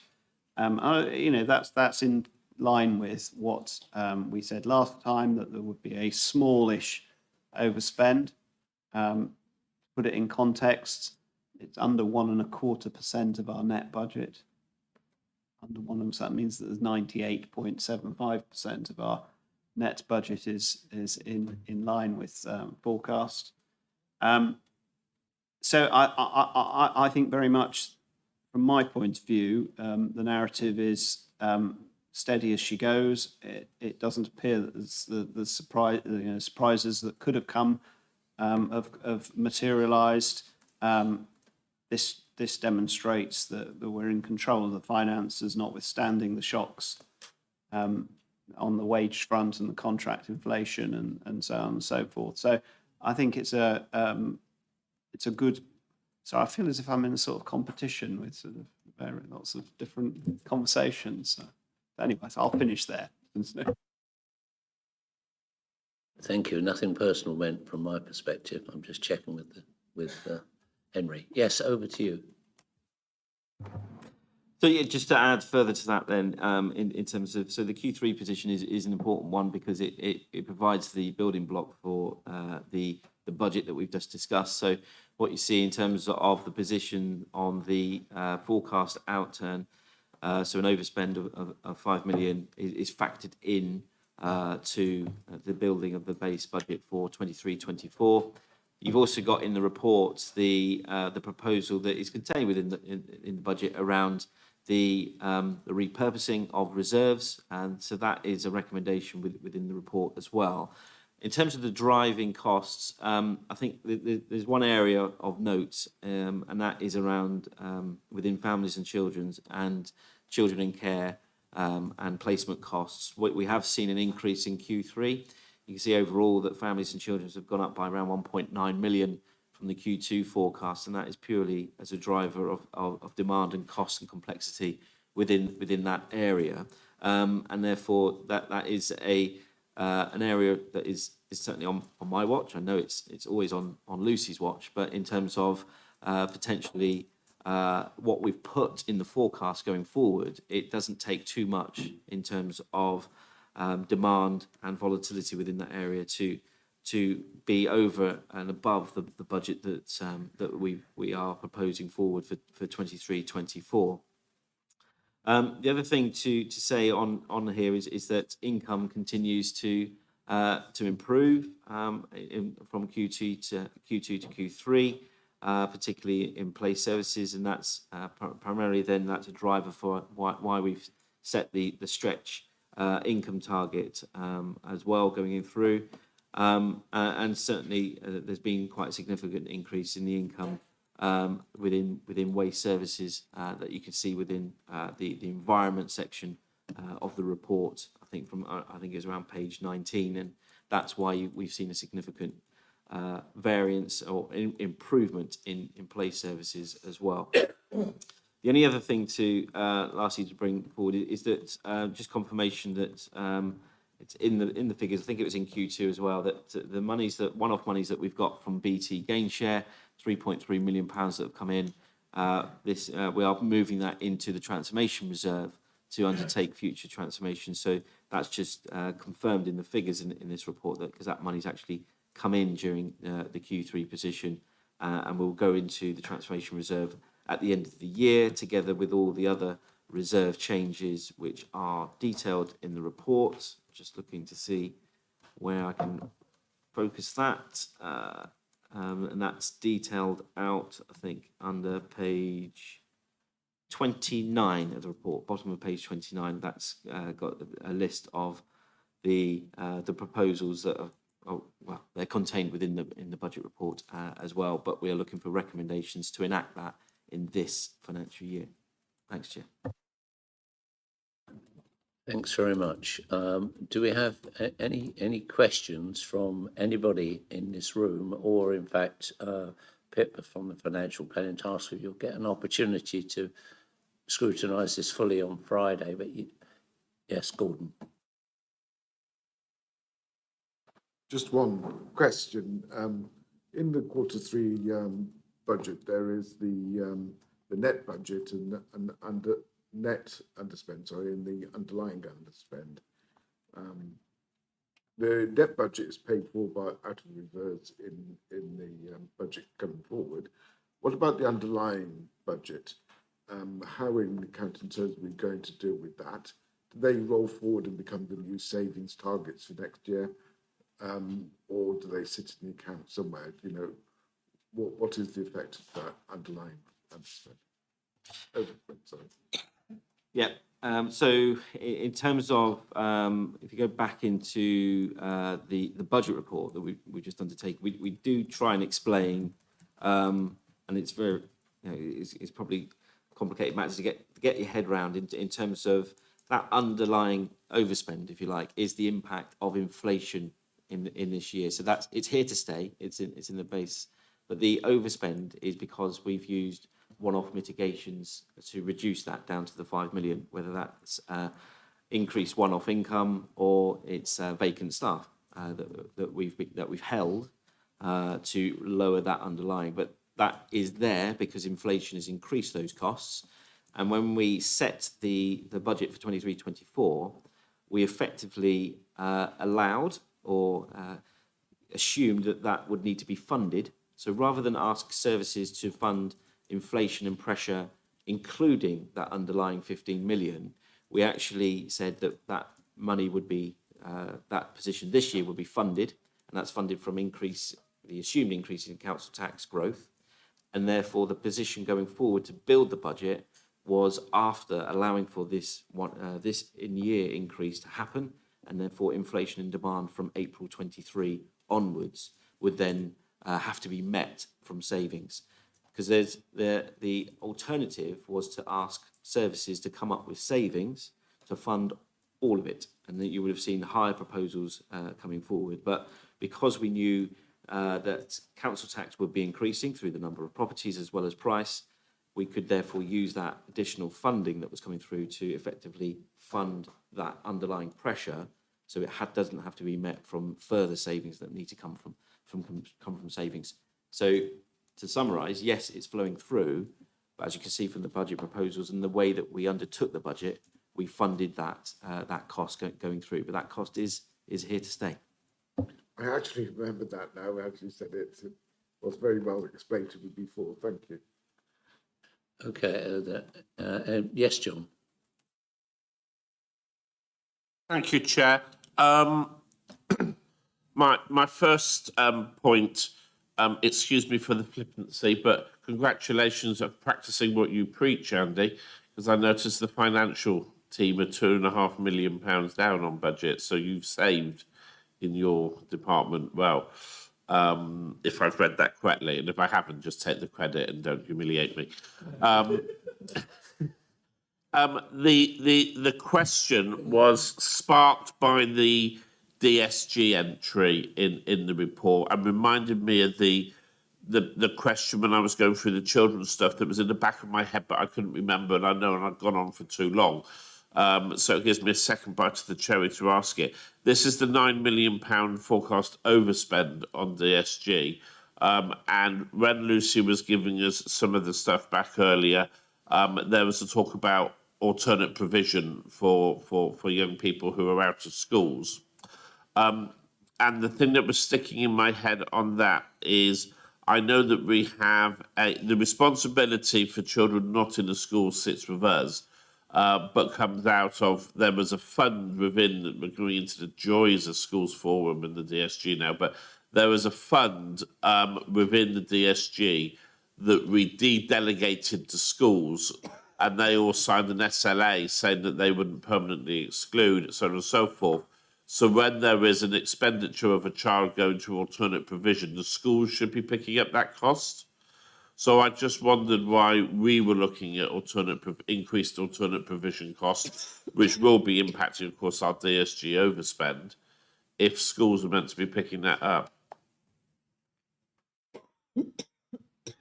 So there's situations where the schools do pick it up, where children remain on school roll, and there are some children that come off the school roll, and then we have responsibility for funding their education provision.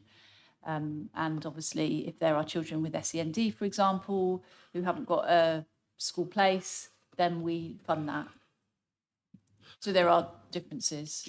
Get it with the SEND, but the alternative provision for mainstream young people, if we are funding that, if they come off a school roll, does that mean the school would have permanently excluded them? Yeah. But I thought the service level agreement with the schools was that they wouldn't permanently exclude them. Secondary only. Secondary only. Okay, thank you. Okay, thank you. I see that we have Pip. You've got your hand up. You'd like to ask a question. Please go ahead. No, Chair, I don't want to ask a question. I'm afraid I've got to leave. I have another appointment as notified to you. I will expect to see the report on Q3, for Friday when we have the financial planning task group. We'll go through that in detail. Thank you very much. Okay, thanks, Pip. You'll have all of these next three items, or the current and the next two as well. So yeah, absolutely fine. Thank you for joining us, Pip, and enjoy the rest of your day.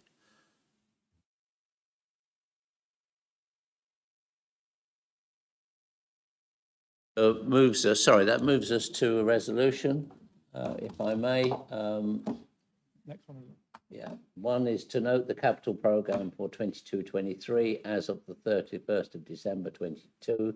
To note that report will be considered in more detail by the Financial Planning Task Group on the 27th of January before Cabinet on the 31st of January. Do I have a seconder? Thank you, Chris. All those in favour? Anybody against? No.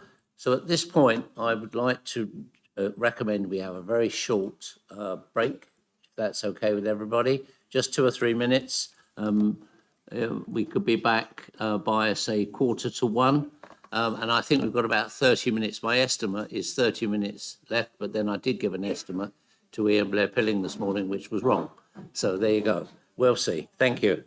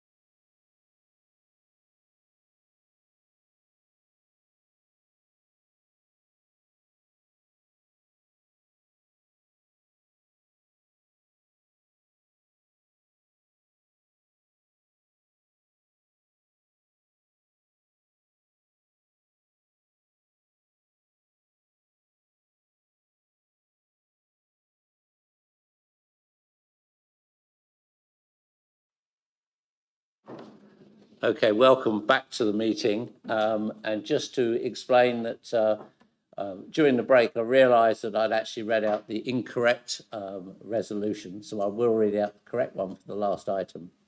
Financial year 2022-23 quarter 3 revenue budget monitoring. To note the third quarterly revenue budget monitoring forecast position for 22-23, based on the position at the end of November 22, updated for any known significant changes in December 22. 2, to note that the report will also be considered by the Financial Planning Task Group on the 27th of January before the Cabinet on the 31st of January. And I'll ask again for a seconder, which is Chris, and all those in favour. That's fine. Okay, that's carried. Thank you very much. Now we can move on to agenda item 8, which will follow, which is the quarter 3 capital budget monitoring. I won't read out everything. We're going to ask Nick and Andy to praise it, because this is this again is an opportunity for the Financial Planning Task Group to look at it on Friday. So over to you, Nick, if I may. Well, we talked about the programming of capital budgets, didn't we, earlier on? And, this is following very much the course that has happened, I believe, over many years, which, of course, is the capital budget has gradually been denuded as the year has gone on. And as you can see, we are now down quite considerably on the £307 million which was initially anticipated when this was set. So we are now at £172 million is what we're saying. I'll just highlight the fact that that's below the capital spend that we've actually achieved as of 31st December at just shy of £90 million. That's obviously now just slightly over half of what we're forecasting for the year. Whether in the remaining quarter half the year can be spent, I'll leave that to you to ask the questions about, but I think it just highlights this issue. I mean, clearly there's always going to be, however good and however precise, and we talked about that word precision earlier on, we get in our forecasts, there is always going to be some slippage and some reprogramming. I mean, I don't think there's a capital project that I've certainly seen where that hasn't been a factor. But I think it's clearly to the degree that we are, highlighting here, that, it just is a far higher degree than you would normally expect to see. And I think, we've talked about it before at these meetings, the processes that we're putting in place should improve this going forward. And indeed, I think, we're already starting to talk more realistic figures. But here we are, we've spent 88 million quid out of a budget of a revised budget now down to 172 million. Okay, thank you very much. Andy, would you like to give us some more detail as appropriate? Thank you. Yeah, to be honest, there's not too much further to say. I mean, we are from a bottom line perspective trying to improve on. We've already talked about it in this meeting, the profiling. Whether we actually spend the full 172 million that we've reprofiled down to will be a case in point in terms of the outturn position for the end of the financial year. But it's a constant process that we're now undertaking to drive that down. And if you look at the budget papers that we've been through, the approved programme for 23-24 is now at a more realistic level going forward. Within the report, it's obviously it talks in detail in terms of some of the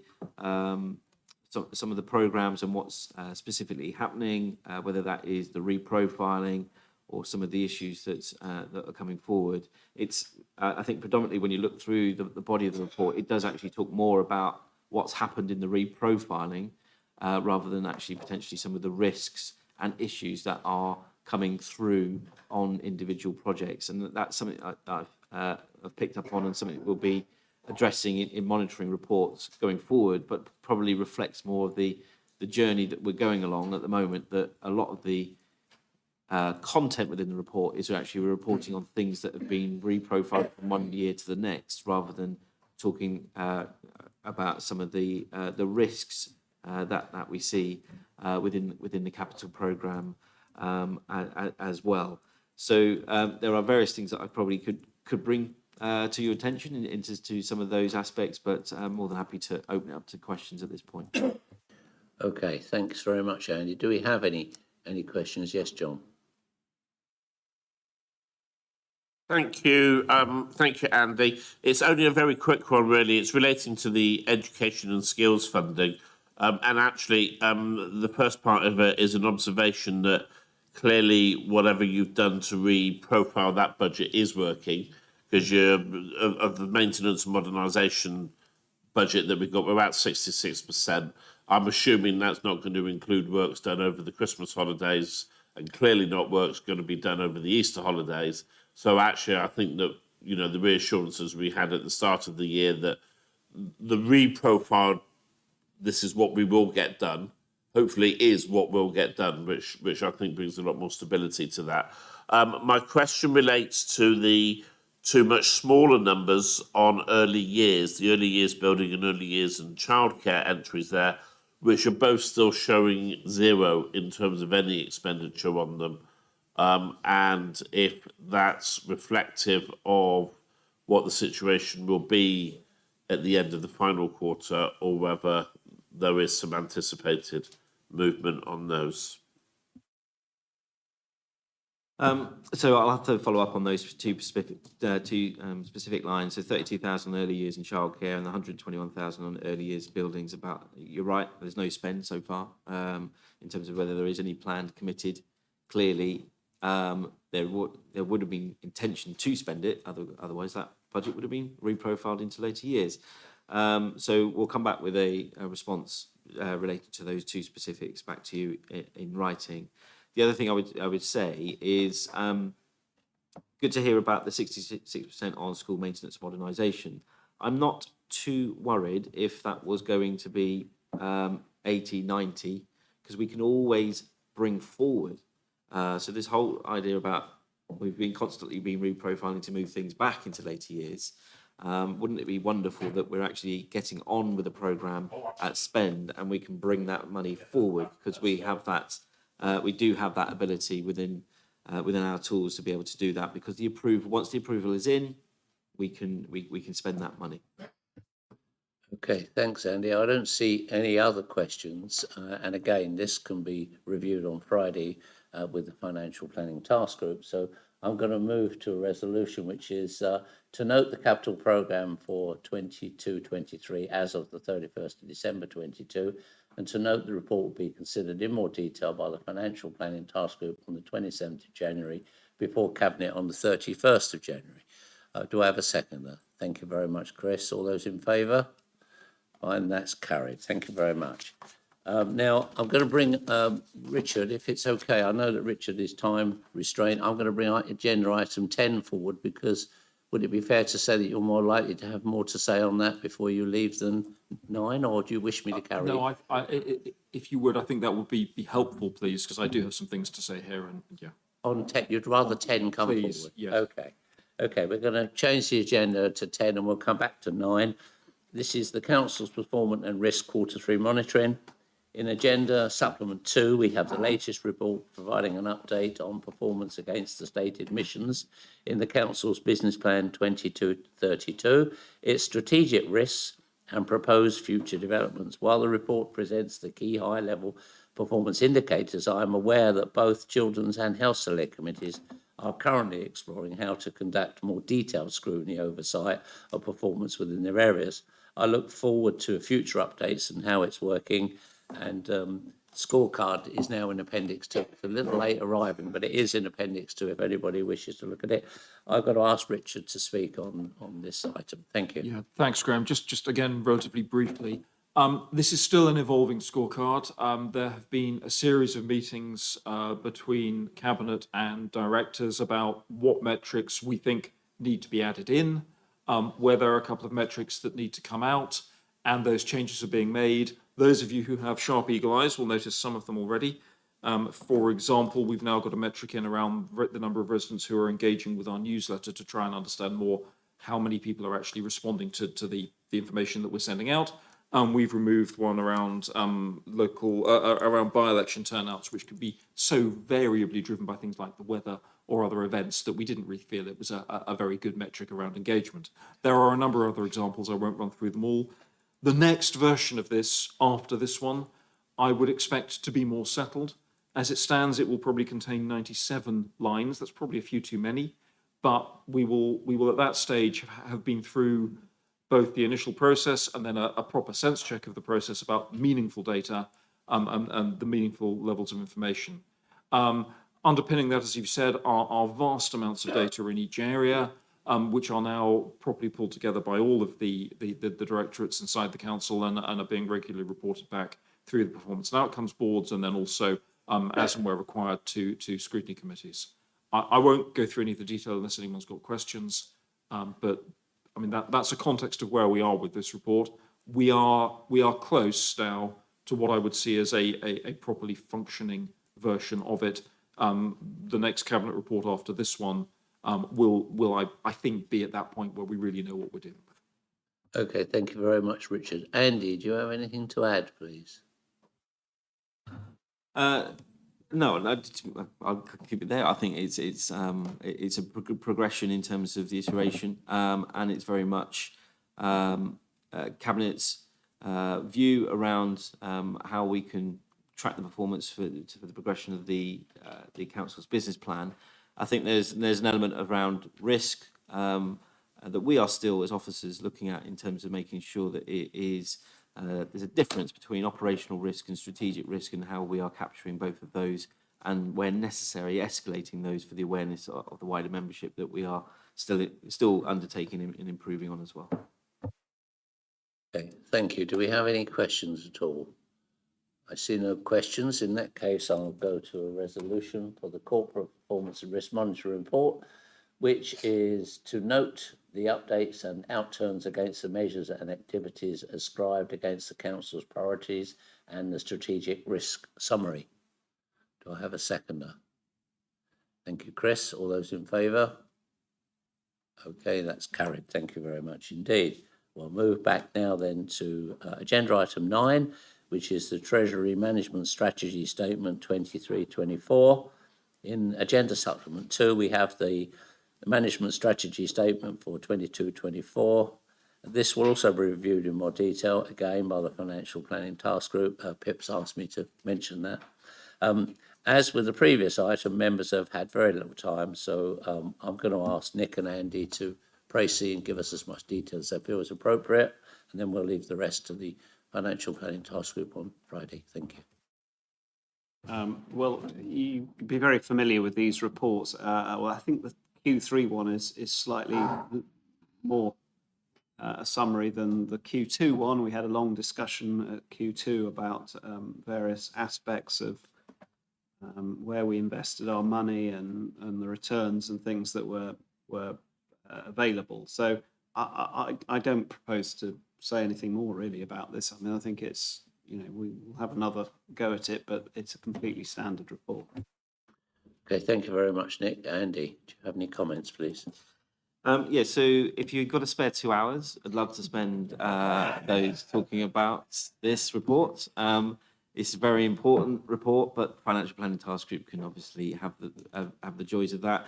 Effectively, it sets out how we're going to conduct our Treasury activity for the year ahead, where we invest our money, the current indebtedness of the council, and the future debt that we're likely to undertake to finance the capital programme, the limits and the boundaries that are set within that. And I could go into a lot more detail around that and why it's important, because you only have to look at other councils to see if you don't keep on top of your treasury activity in terms of your level of debt, you can see what happens to those councils in financing that going forward. But I'll leave the excitement to Financial Planning Task Group. Thanks, Andy. Any questions from the committee? No, I don't see any. In that case, I'll move to a resolution for the Treasury Management Strategy, which is to note the Treasury Management 23-24 strategy, which will be considered in more detail by the Financial Planning Task Group on the 27th of January before Cabinet on the 31st of January. Do I have a seconder? Thank you, Chris. Thank you, Joe. All those in favour? That's fine. That's carried. Thank you very much indeed. I think at this point, if Richard, Cabinet members wish to leave at any point, the rest of this is purely Overview and Scrutiny Management Committee agenda items. But you're very welcome to stay, of course. Thank you very much for your attendance. Okay, on to agenda item 11, which is the Management Committee's Task Group updates. Page 89 of our agenda pack, we have the reports of the activities of the task group and others sitting underneath the Management Committee. The first update relates to Swindon Wiltshire Local Enterprise Partnership, and as has been for the last few meetings, we don't have any updates because we're waiting on where that's going with central government. We have the Evolve Programme Task Group. We have a report, we have the details. John, do you have anything specific you want to add on Evolve, please? Well, I think it's my Scandinavian doppelganger, Joe, rather than John. But it's Ruth, actually. I'll give the credit to him. No, on a serious note, we had a very productive meeting, I think, in December, looking at the state of the project. One of the things coming out of that we've agreed, although the committee is going back to quarterly meetings for oversight, I'm having monthly meetings with the Associate Director, Stuart, to keep up to date with what's happening on the project and to see if there's anything that we need to be aware of. So it's a challenging job that I think that the council has got to get this through in time. And I can't understate the importance of us getting it right this time round, because the impact of not doing so would be actually quite significant in cost terms to the council. So we're batting in the final wicket now, or whatever the saying is on this one, aren't we, Andy? We've got to get it right this time. Thank you very much, John. Can I just add to what John said? And that is that, I mean, John has stated it very clearly, but this is a major risk factor for this entire council. So don't just think, oh, it's a bit of IT. This is fundamental to the running of every aspect of this council. And if we don't get it right, then basically we're all up the Swanee. Okay, That was fine. the polite version. Fine, yeah, that's fine. Thank you for your positive view on it. Right, Siri. Positive view, right, okay. Okay, Financial Planning Task Group, Pip doesn't have anything she's told me she'd want to add, but as Gavin is here, Gavin, do you need to add anything? Okay, that's fine. In that case, there's a proposal on this then to note the update on the activity provided, seconded by Chris. All those in favour?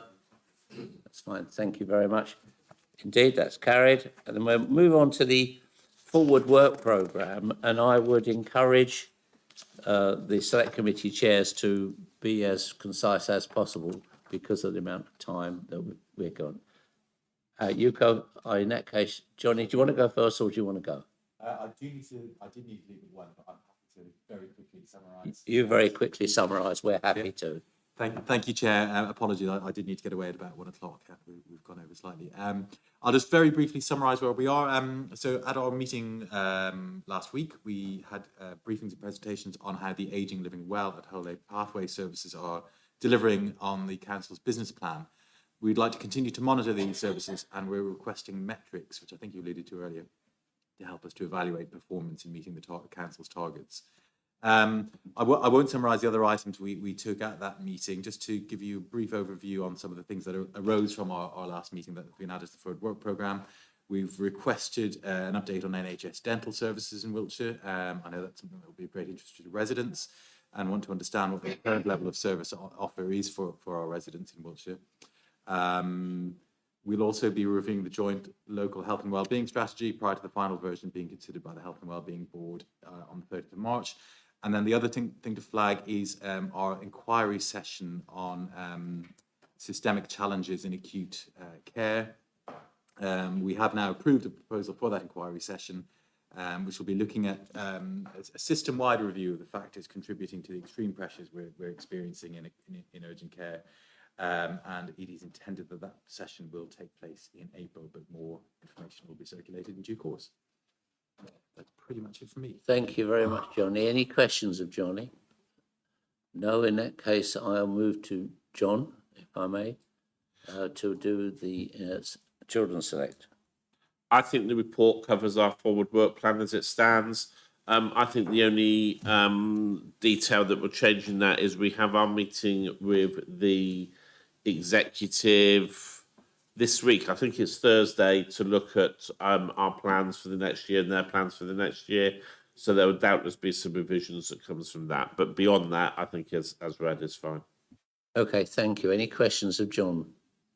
No, in that case, I'll move to Jerry, Environment Select. Right, thank you, Chair. The Select Committee met last on the 4th of January when we considered the town's programme app development, for example, What's On and Heritage apps, and received an update on broadband provision in the county. We broadly welcome the development of the apps, but we'll continue to monitor closely the costs, launch timescales, promotion activity and impact. With the broadband update, we sought additional details, including the technical difference between the superfast and gigabit upgrades, identification where possible of alternative provision for hard-to-reach areas, and how much competition and choice there would be for consumers. We've also received the Wiltshire Council Housing Board annual report, and the Select Committee's task group, the Climate Emergency Task Group, continues to monitor progress on reaching our carbon targets by the year 2030. Two upcoming items on our forward work plan I would highlight. Firstly, the Highways Annual Review of Service 2022 report, which is detailed summary of highways maintenance performance from the street lighting to pothole filling. Last year, the committees highlighted the need for increased gully and drain clearance. And secondly, the Select Committee will receive a report from about Homes for Wiltshire. The Select Committee is interested in hearing about housing needs post-pandemic and the impact of the current pressures on the cost of living. So if you have any questions arising from the ESC forward programme, then I'm happy to answer them. There we are, there's an opportunity. I don't see any hands, but thank you very much, Jerry, for the report. A quick update on OSMC. The Vice Chair and I have recently held work planning meetings with the executives and directors of the transformation and ICT, broadband and digital portfolios. We will also be having further discussions regarding the timing of some scrutiny engagement on aspects of transformation other than Evolve, which is already covered with the task group, and we will be reporting back to the committee. So I have a resolution, which I'm happy to move to unless there are any questions, to note the updates on Select Committee activity and to approve the overview and scrutiny forward work programme. And I have a seconder from Chris. All those in favour? That's fine, that's carried. Okay, moving to agenda item 13, last one, which is the date of the next meeting. The next committee meetings are scheduled for the 10:30, Tuesday the 7th of February, for any budget amendments that anybody should put forward. We welcome those. And 10:30 a.m. on Tuesday, the 21st of March. I'd just like to conclude the meeting by saying I'm delighted with the amount of scrutiny, delighted with the questions. Thank you very much to the committee and everybody who took part, because I really feel this is the one opportunity to get to grips with the budget and the numbers, and then anything that anybody wants to debate can come forward at full council or the cabinet meeting, in fact, on the 31st. So thank you very much indeed, everybody. Meeting closed.